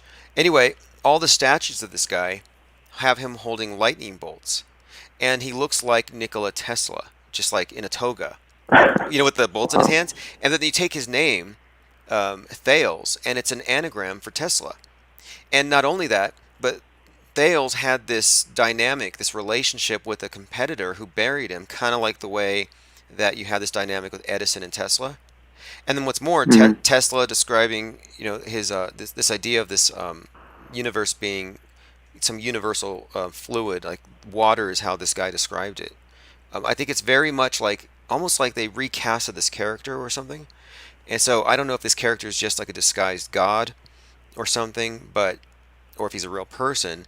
But I just found these correspondences to be very interesting and definitely worth looking into now, especially now that I'm looking at the moon again. Yeah, for sure. I think you have to cast aside all of the psyops that they've layered into all the disinformation, and like the free energy milieu, however you say that. Like that's like essentially how I even came into conspiracy culture, was because I was like, you know what? Actually, you know what it was? And this is crazy. This is my own personal story. I'll make it real quick. I was watching the movie The Prestige way back in the day when it first came out, and you know who's playing the character of Tesla, of course, is David Bowie. We know his esoteric significance, and also the director of that movie is Jonathan Nolan, I believe. And between him and Christopher Nolan, his brother, maybe it was Christopher Nolan, I forget, but whatever, both of them are involved in like esoteric movies, like the Batman trilogy and so forth, and Inception and Memento, and a ton of movies that are just like obviously deep meanings behind them. So they create this movie, The Prestige, and they cast David Bowie for the almost essentially cameo appearance that Tesla made, in a very like, you know, for me at that time, I was super intrigued by the concepts and the idea behind this character, and it literally took me down the rabbit hole. And, you know, 10 years later, I'm like on the phone with you, and that would be a synchronicity in my mind, and perhaps one that's more planned than we realize. Yeah, this guy is a fascinating character himself. The character, David Bowie, on the world stage, and how much his character and what he produced artistically tied into the space program. You know, like Space Oddity came out right before the first missions. Then, of course, in space, the first music video ever recorded was one of his songs. And then you have the Tesla Roadster, you know, sent into space with one of his songs playing right after he dies. And his character was the man who fell to Earth, who actually, the movie The Man Who Fell to Earth takes place in New Mexico. And if you look at his, you know, he's known for his eye, you know, this crazy eye. Reminds me of like crazy-eyed Jeff Bezos, also from New Mexico, and they don't know who his father is, which is a weird part of Bezos' story. So, of course, the man who fell to Earth is the character Bowie plays on the stage for all these years. When he dies before his album is released, and he has this video called Lazarus, which has him like reascending. And so I think the story of, you know, the Bowie's character was completely connected to this trip to Mars, and they associated him, of course, with the Starman Roadster to Mars trip. And I don't know if this means anything, but Starman is an anagram for Mr. Satan, which may have something to do with this as well, given Bowie and a lot of the stuff that he would surround himself with. And he was also a devotee of Crowley, and that's also important because I think the underlying message behind the space program and the Mars thing is the New Age thing. We're entering the age of Mars, according to Crowley. Horus. Right. Yeah, it goes super deep, just never ending. Speaking of synchronicities, I think that's a topic that John LeBon was interested in exploring with you. I think you guys would have a lot of interesting things to say around that, and you could find some commonalities there. I think he was impressed by your story of synchronicity and like how aware of it you were. Oh, synchronicities are what got me to look into everything in the first place, because I couldn't come to a perfect understanding like what is causing it, because the very existence of a synchronicity does imply something about the universe being somewhat, I'm not saying subjective, but cybernetic. Like, it's not like the past is changing or things are changing, but the way that it unfolds as it happens in some way does seem to communicate intelligently with the perceivers on certain occasions, because these synchronicities also imply, you know, that these are beyond statistically probable events, and that they're super subjective. That's the reason why I don't really bring them up.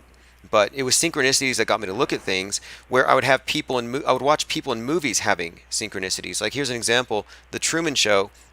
He's driving home from work, and he hears on the radio about a meteor falling. He sees it. He goes to see it, and it's actually a stage light that says Dog Star, and that precipitates his awakening. And you know, you look into this. The synchronicity would be, you know, this guy has a fortuitous coincidences that changes his whole life trajectory, and it was that key moment. But for him, you know, it might have just been an odd occurrence. But for me, watching him have the odd occurrence was a synchronicity, because before I watched that movie, I was having number of bizarre synchronicities having to do with the dog star, which is why I was keen to it and I knew what it was when I saw it in the movie. Wow. Yeah, that's nuts. Have you followed the Sync book and any of the authors, the writers that contribute to that, and any of their stories? No, I'll have to take a look, and I'm definitely interested in it because when we're talking about synchronicity, that's a whole different topic from Mandela effect, but they're kind of similar in a way because we're talking about subjective glimpses into something, but the synchronicity I think is a little more profound, and it doesn't have to do with a lot of it's narrative, almost like meta scripting, where like it's almost like intelligent design. Like, okay, well, there's some type of intelligent scripting going on for this to even be possible. Right. That's a pretty solid interpretation. Another could be like, what are your thoughts on the concept of like a higher self or guide? There could be that. I mean, I've had many instances where I've had specific, like a physical feeling, the feeling in your gut or in your chest or in your throat, where something's happening. And I've had enough of those to realize that, yeah, there is what you could term a sixth sense. And something else I found Right. about it is that it's never been wrong. Like for me, it's been 100% right. And the few times that I've listened to other people saying, you're being irrational, I was right anyway. So I realized the world or the people around you aren't privy to this information. So they would have no reason to think that you're being rational if you, like, for example, you have a bad feeling about somebody. Well, maybe they don't see it. Well, maybe you're accessing information that you don't even consciously appreciate. Like you were talking about backmasking, or somebody presenting themselves under a different name. You may subconsciously appreciate a lot of stuff without consciously knowing it. So, I think Right. people are way too dismissive of it, even of precognition or telepathy. This is the strange stuff, though. I mean, it's one thing to have an instinct about somebody, but it's another thing to have real time telepathic interactions with people. Like, something's bad happening to somebody, so you rush over there and you prevent something, or you're there right after it happened. You know what I mean? Like, real time where there was no actual physical medium for you to communicate. And I'm like, well, what causes that? And I think it seems like more like indigenous cultures have a greater connection to this, which makes me think everything about our modern lifestyle is like designed to disconnect us from encountering this, or when we do, we can easily write it off. Because I do know from listening to a number of different like alternative researchers and independent media people, they tend to live this synchronistic lifestyle, and they do, maybe it's observation bias to some degree, but a lot of people like Freeman Fly, for example, like has amazing stories about his synchronistic lifestyle, being like that guy that just goes out and everywhere he turns, exactly who he needed to talk to, and the book that he needed to read, et cetera, was around the corner. Right. Yeah. That's the kind of thing I'm talking about too. I think where, yeah, there's like a personal interaction with you, and it could be a higher self, and that would be a definition of a sixth sense. Like maybe the part of you that's in the vehicle of your body is somewhat constricted and constrained to the now, but the part of you that is transcendent and transcends that physical presence, maybe you're not stuck in the here and now, but you have a little more leeway to move forward, or maybe you're in the part that, like, I don't know how to explain it other than, uh, yeah, like you said, that there is something that transcends the body, and I actually do believe that from experience.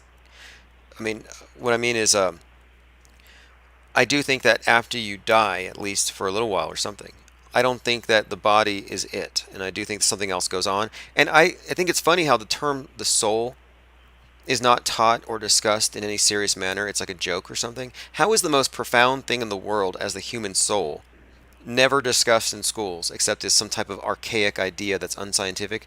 And I don't think you can find the soul in any psychiatry book. Right. Yeah, to keep us from the most profound truths, they have to make it, they have to ridicule it and make it completely, you're ostracized if that's your field. Yeah, exactly. Yeah, that's another topic as well. Is about and anyway, when it comes to synchronicity, it's just convenient that if you look into the DSM-4, they probably have 5 different ways to label perception of synchronicity as a mental illness. They'll say it's selective Of course. observation, but it's not selective observation if you're not in control of what happens to you next. We're not talking about hunting these things. We're talking about like jaw-dropping things that happened all of a sudden that you could not have planned, where it's not only out of the ordinary, but it's like it's way too planned, and it gives you a sense of surreality. Yep. Have you followed Christopher Knowles at all? Yeah, I think he's one of the Sync book contributors, if I'm not mistaken. He's also been on the Higher Side chats. Does that name ring a bell at all? The name rings a bell, but go on, because I do want to delve into this topic. I think it's about time we talk about synchronicity now that we've been going into the debunked phenomenon of Mandela effect. Right. Yeah, I think it's a good transition. Chris Knowles, he did several year-long deep dive research into a massive combination of synchronicities all around a particular song. It's called, I can't find the name of it. Here, I have a couple of examples here really quick. So, I was walking a lot. I stopped driving like a year ago. I Uber once in a while, but I started walking, and so one day I'm taking a walk, and I find a lion ring, like a ring with a lion's head on it, just on a street corner, and I pick it up, and later I find out that's the day that we transition into Lionsgate. It was like August 8th or something. Well, then on another walk, I find a picture of a scale, black and white. Happens to be the first day of Libra.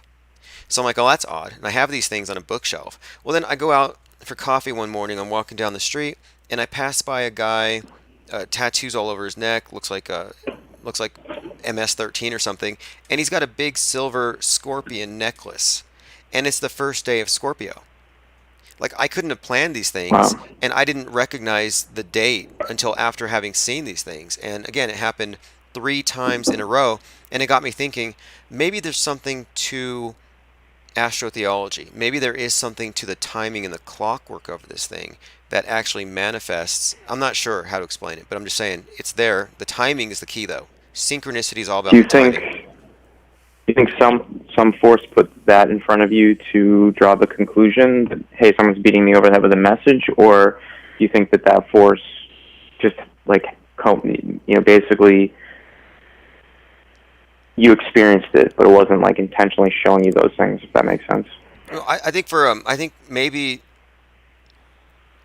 if there is some intelligent guidance here, I think that I'm being pointed to the fact that, and I say fact, that we do live on a clock.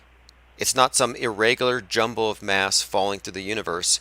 It's not shifting where Fruit Loops is misspelled the next day. No, it's a clock, and it's a machine, and it's perfect in the way that it runs.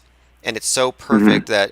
that when you tune into it down to the level, these types of things, I think, I think that's what I'm seeing is the divine order. And I think that's what you're seeing when you're seeing synchronicity. You're seeing the perfection of creation as a completely finely tuned environment for consciousness, whatever that means.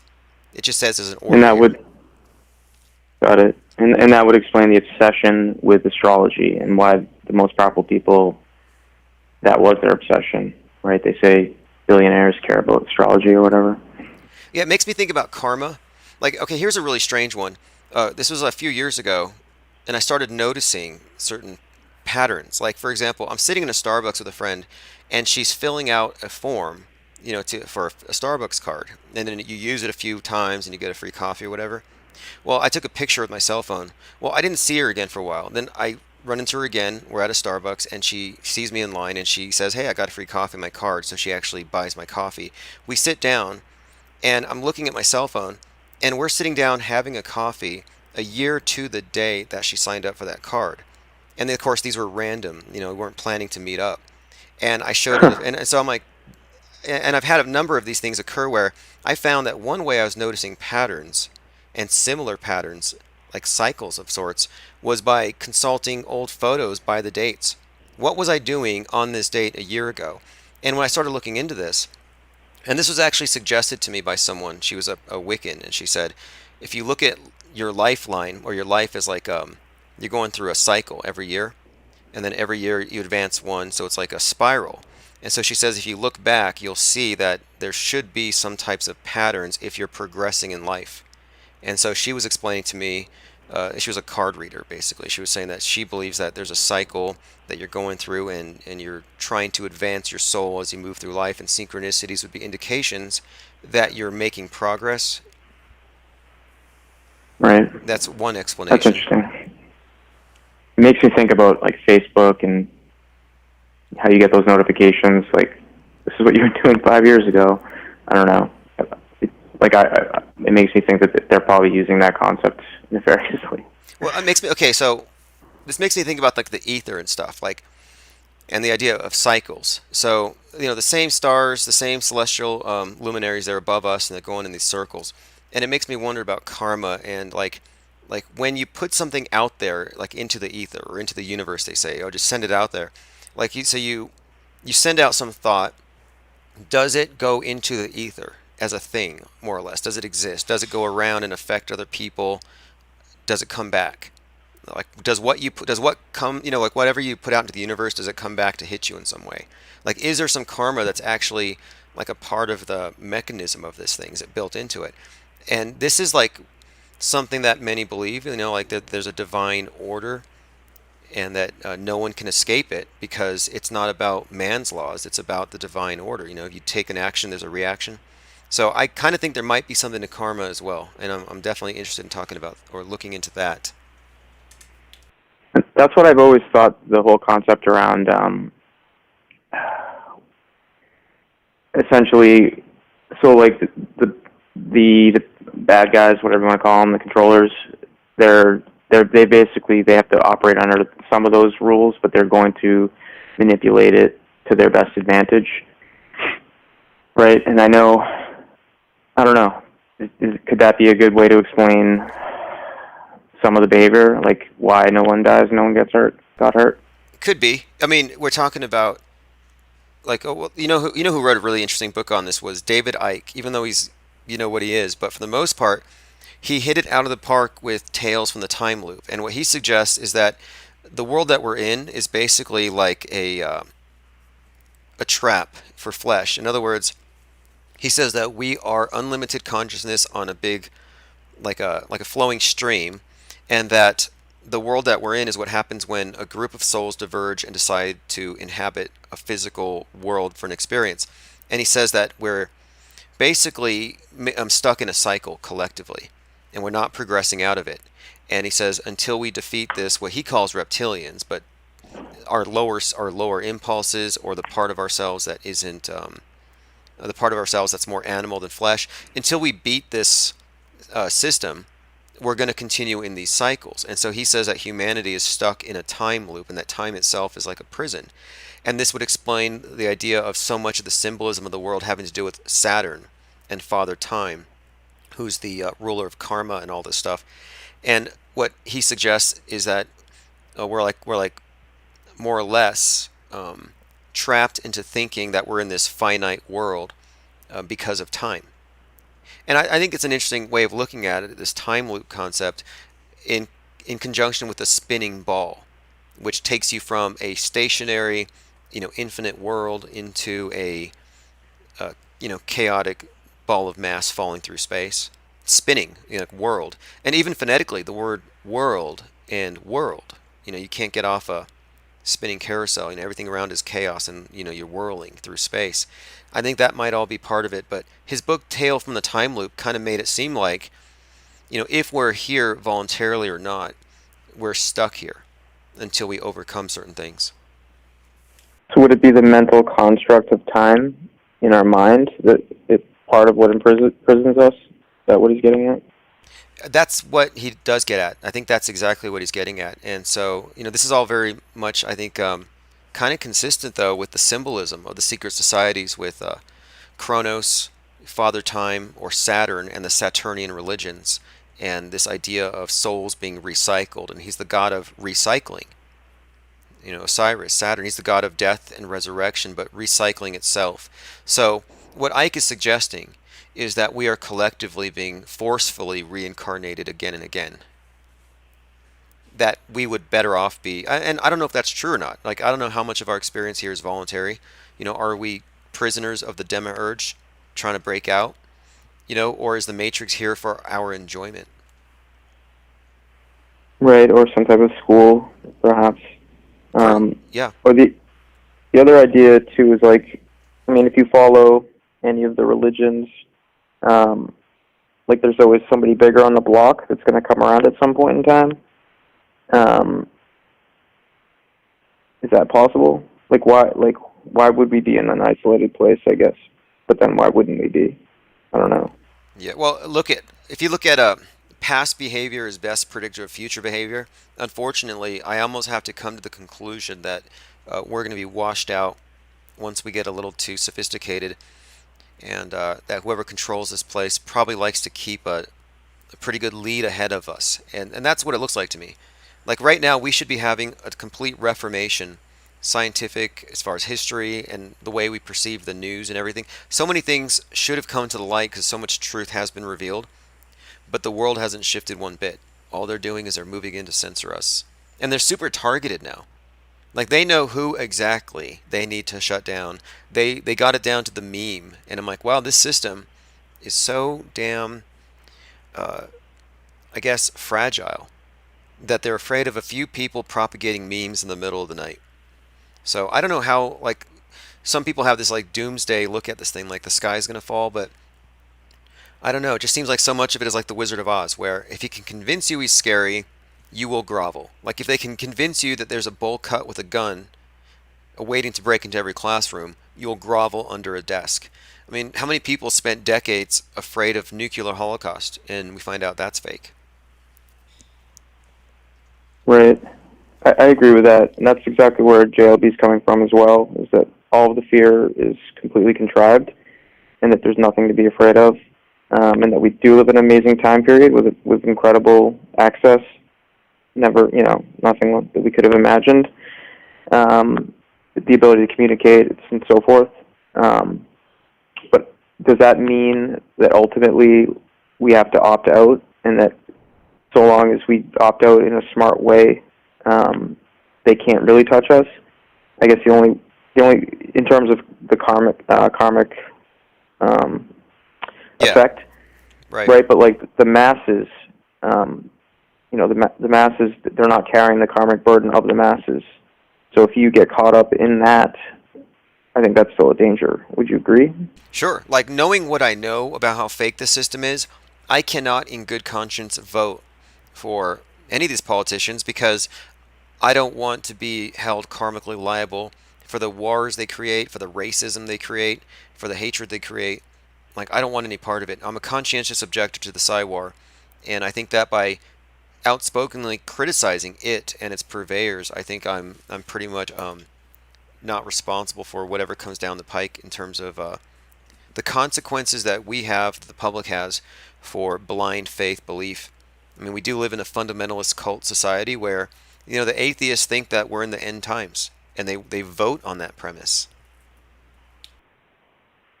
Yeah.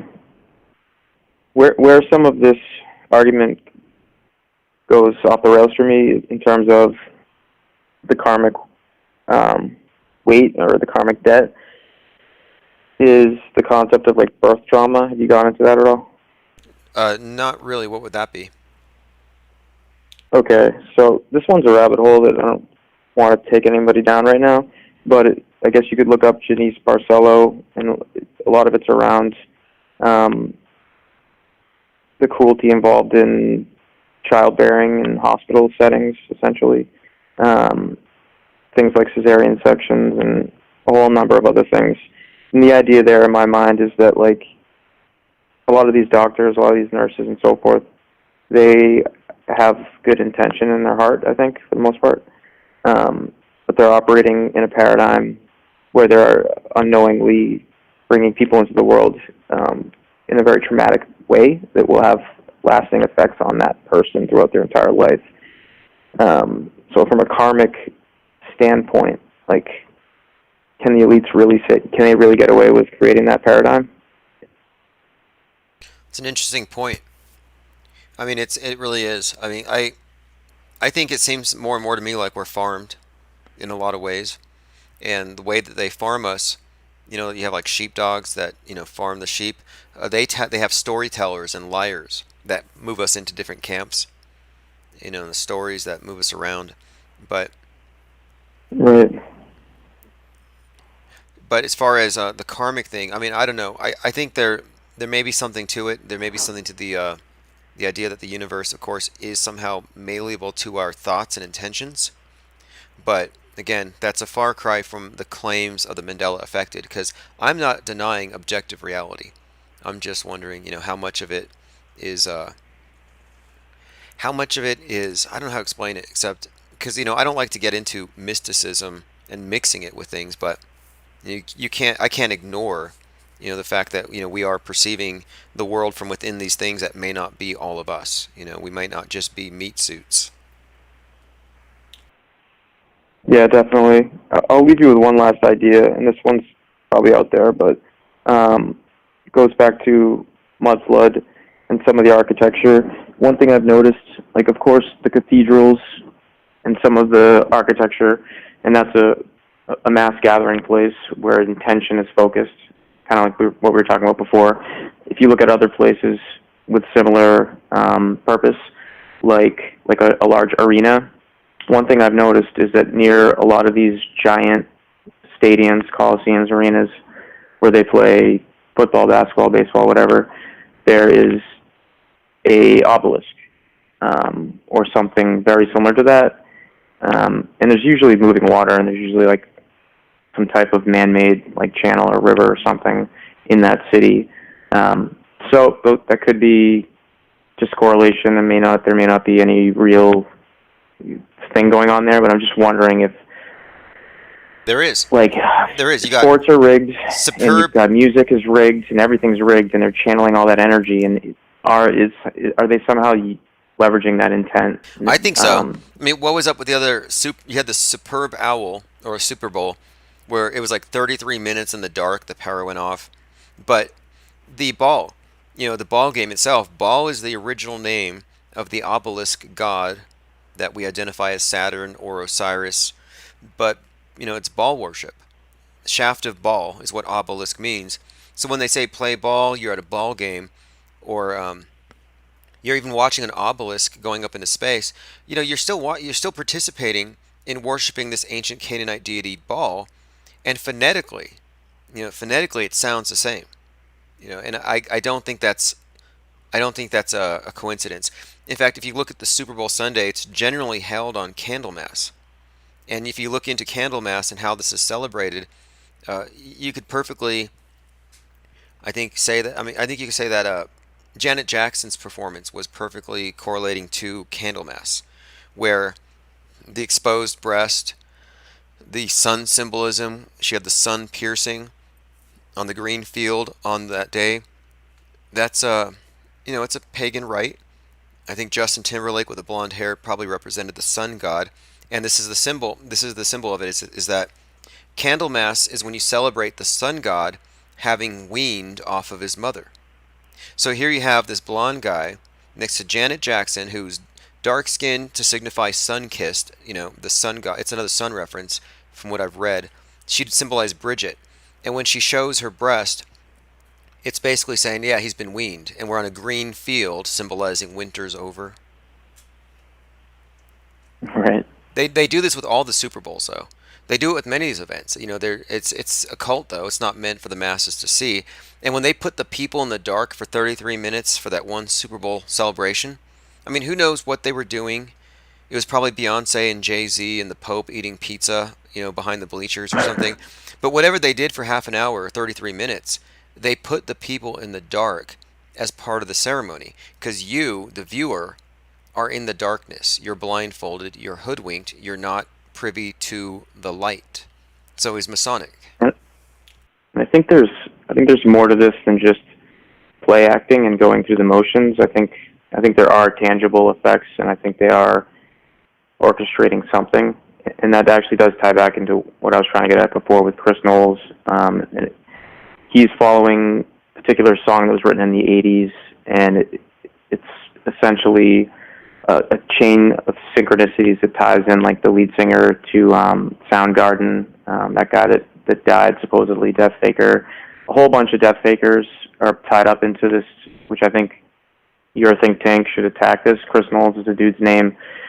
He's been, you can go to his website and read up on all the synchronicities and tie in probably a crap ton of Death Fakers and all types of hoaxiness, but it all wraps up into a huge, huge storyline that's intended to influence, society at large for whatever reason. Who knows? But definitely, there's some type of intent behind all of that. It's The metascript. too big to, I call it a metascript. Yeah. It's a mega ritual, but you have a Chris Cornell statue is right there by the Space Needle in Seattle, next to the EMP building. EMP, also electromagnetic pulse. And right where that statue is, there's this big spiral labyrinth design on the ground. That's a perfect match for the labyrinth spiral in Notre Dame's cathedral. And the cathedral burned this year, and this year a lot of the symbolism was pointing to some type of conflagration in Seattle. And so here you have Chris Cornell, Black Hole Sun, all these cultural references to some type of a nuke in Seattle, and he's right there at the EMP building next to the Space Needle, again with the matching labyrinth symbols. I mean, there is a metascript here, and it's undeniable, it's irrefutable at this point. It's just, what the hell does it mean? Yeah, and there's more hoaxy events that it ties into, not just the Seattle one, but the Vegas one, as far as, I think, what's the guy's name, the Soundgarden guy? You just named him. Chris Cornell? Yes, yeah. Okay, so I think he died, if I'm not mistaken, in Nashville, or Memphis, I mean. Wherever there's the Egyptian, there's like a pyramid in one of those cities, and I think he was where, he died floating down a river or something like that. They found him, I forget, or he fell into a river or whatever. But anyways, it ties back into Vegas and into the Egyptian symbology that's right where that event occurred, and just a whole bunch of other connected dots. I'm not going to be able to remember them off the top of my head, but it's just like you found all those connections with Seattle. Like, I think there's a whole lot more. It's really weird. Yeah, I did see him recently. He came up on an article on the PhoenixEnigma.com. This article actually came out 1 year ago today, and he goes through a list of 12 celebrities who died hanging from doorknobs. And Chris Cornell would be one of those. And, they're all death fakers. That's what they have in common. A bunch of death fakers whose death involved a doorknob. The Phoenix Enigma site, he covers some of these enigmatic death hoaxes. He thinks some of it's real or something, but whatever. There is definitely a script here that ties these things together. Definitely worth looking into, because if you find that any part of it is scripted, if there's one crisis actor on the site, it's all scripted, and they're all acting. Yep, absolutely. Well, I'm going to be tuning in on Wednesday, IPS, and thanks for taking my call.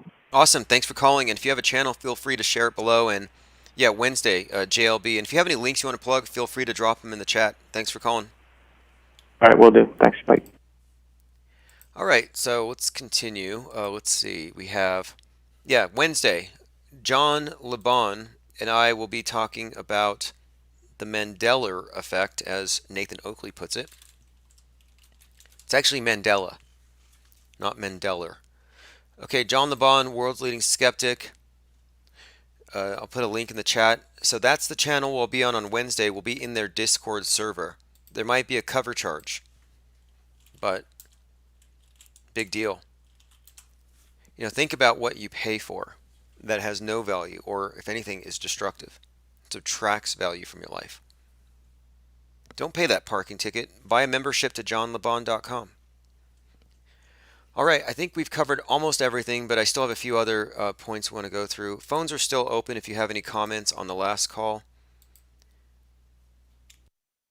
I found some interesting connections here. So I was talking about the Mandela effect becoming a form of magical thinking.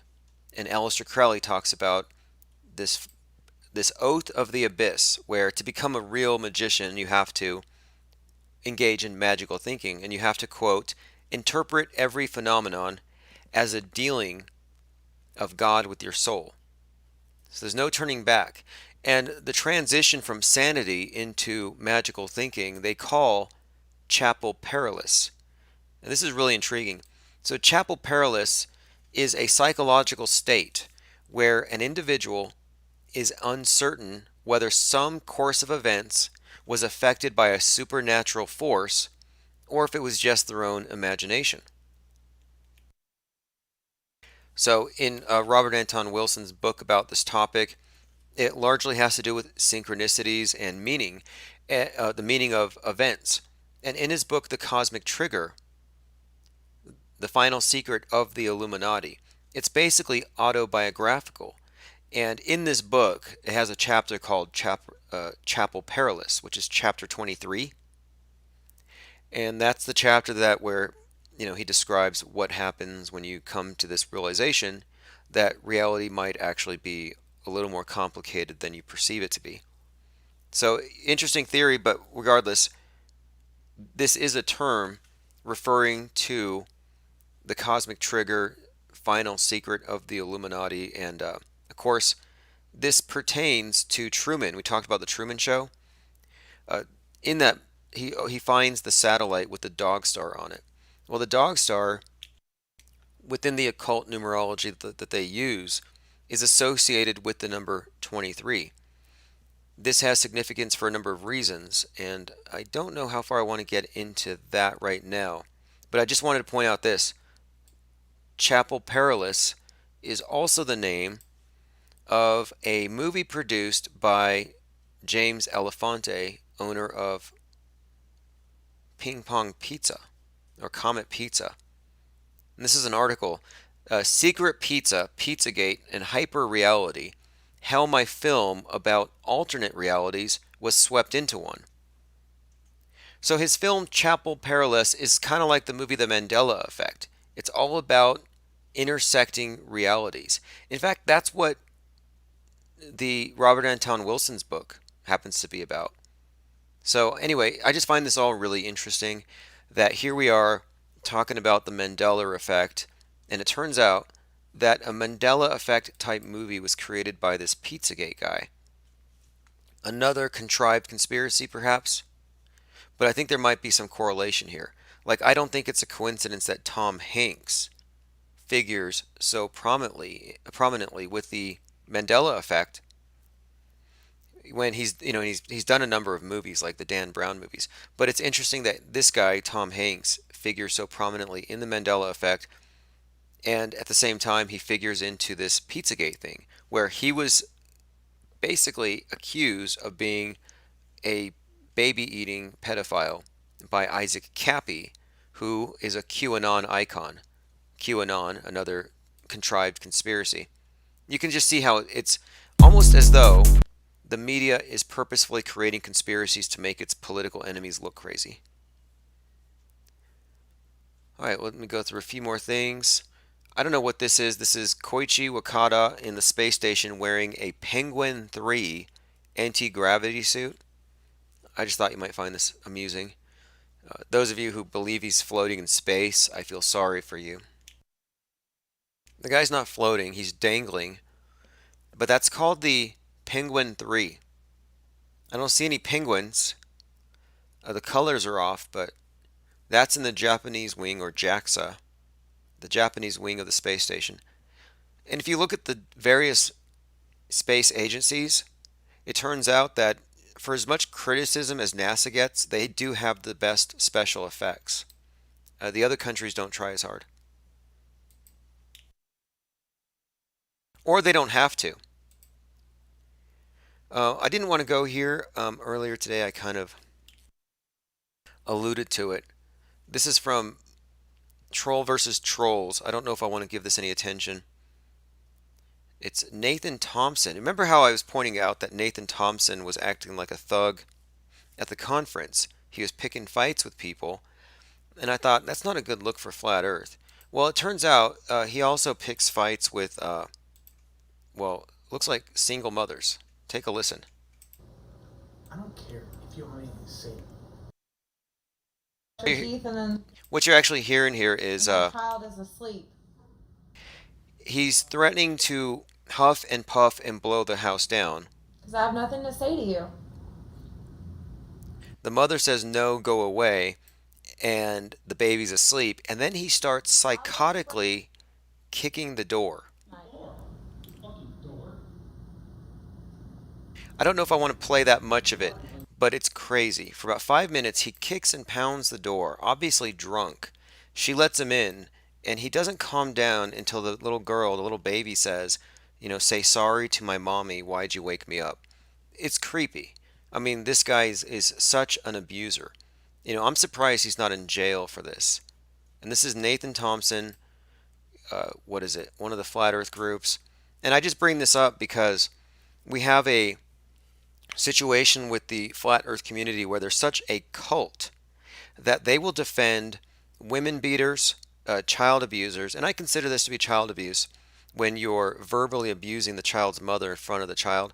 So you got child abusers, you got sex offenders, and it's like they're all going to defend it. That's very culty, very unhealthy. So I'm just saying, Nathan Thompson needs to be disinvited from every single event, debate, and hangout. I mean, if you ask me, but I'm not making decisions for that group. Just pointing it out. You guys got another psycho in your midst. You got to deal with it. Okay, this is from Ars Technica. This guy paid $552 to create a deep fake video.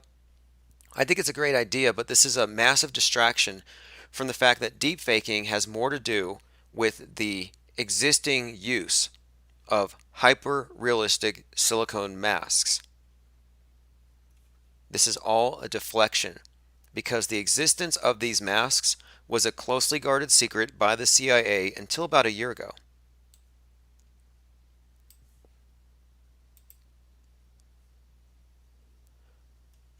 A commenter says, what's the name of the channel? Oh, Troll versus Troll. Someone will post a link for you.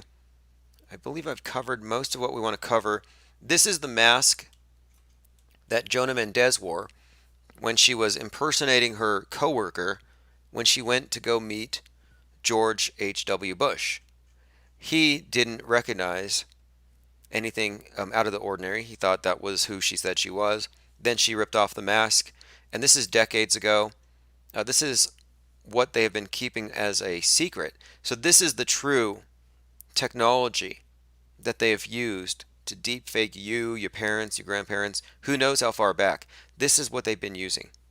The computer-generated deepfakes are merely there to distract you from the silicone masks. One more thing, people, if you're asking about what this speak penguin or die means, I wanted to make sure I get that out.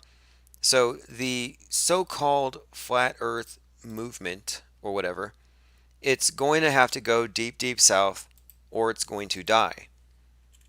Speak penguin or die, or SPOD, is a hashtag or a meme we've been basically propagating because that's our end take on this. It's going to learn to speak penguin, that is, it's going to go to Antarctica or it's going to die. Finally, if you want to support this channel, I do have a painting for sale. Originally, I put it up for $120,000. I dropped the price to $21. This is a painting in acrylic on canvas, 11 inch by 14 inches. Here's a link. It's a banana duct taped to a wall. All right, thanks for the calls. Make sure you subscribe to my Patreon newsletter. And the reason why you want to be on that is you don't want to miss this upcoming conversation with John LeBon. And so those of you who are on my list, you will be getting information specifically about when it's going to come up. I think it's going to be Wednesday afternoon. But you'll want to get access to the Discord server to listen to it live. And so we can make that happen, but you'll need to join me on that list so you stay in the know. I'll see you later. This is Thinking Hearts Mendoozled. The Mandela effect is in crisis. What's happening with the Mandela effect is basically it has collapsed, like a couple of universes collapsing into one. It's the black hole, right? What's happening with the Mandela effect is basically It's all just a title. You're never gonna know who the black hole is. Mendoozled. You don't understand science. How's that? You don't fucking understand science. Man, well, we might be wrong, but at least it led us to God. Welcome to the reality. This is a topic that, I'm very, very passionate about. It's different. The rules of reality are fucking completely gone out the window, right? The little boy who cried. It's pretty much, the image is being lifted up over the wall. But it's pretty much, and a little rant that I wanted to do, you know what I'm saying? I am a person that is very involved. Control is that, he just got ready to, I'm trying to say, like,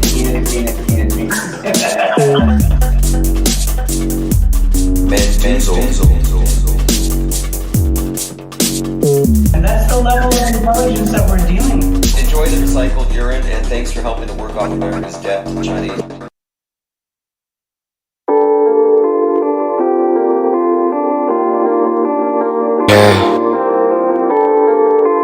Love is in my home. Love is in my home. Globe, globe is my home.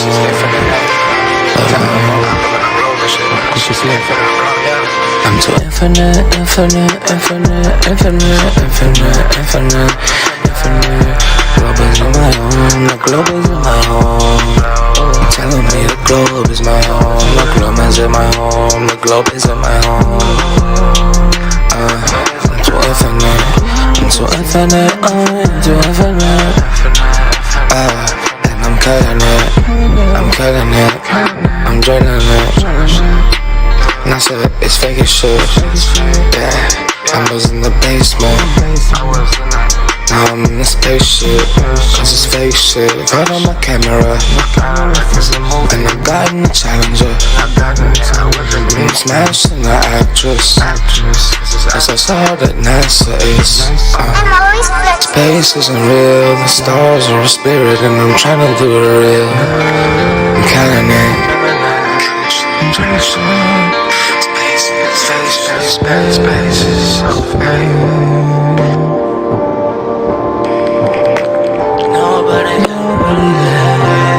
Nobody can relate.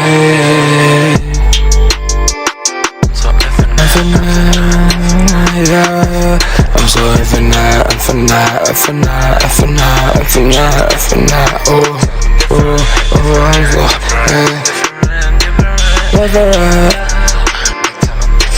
different.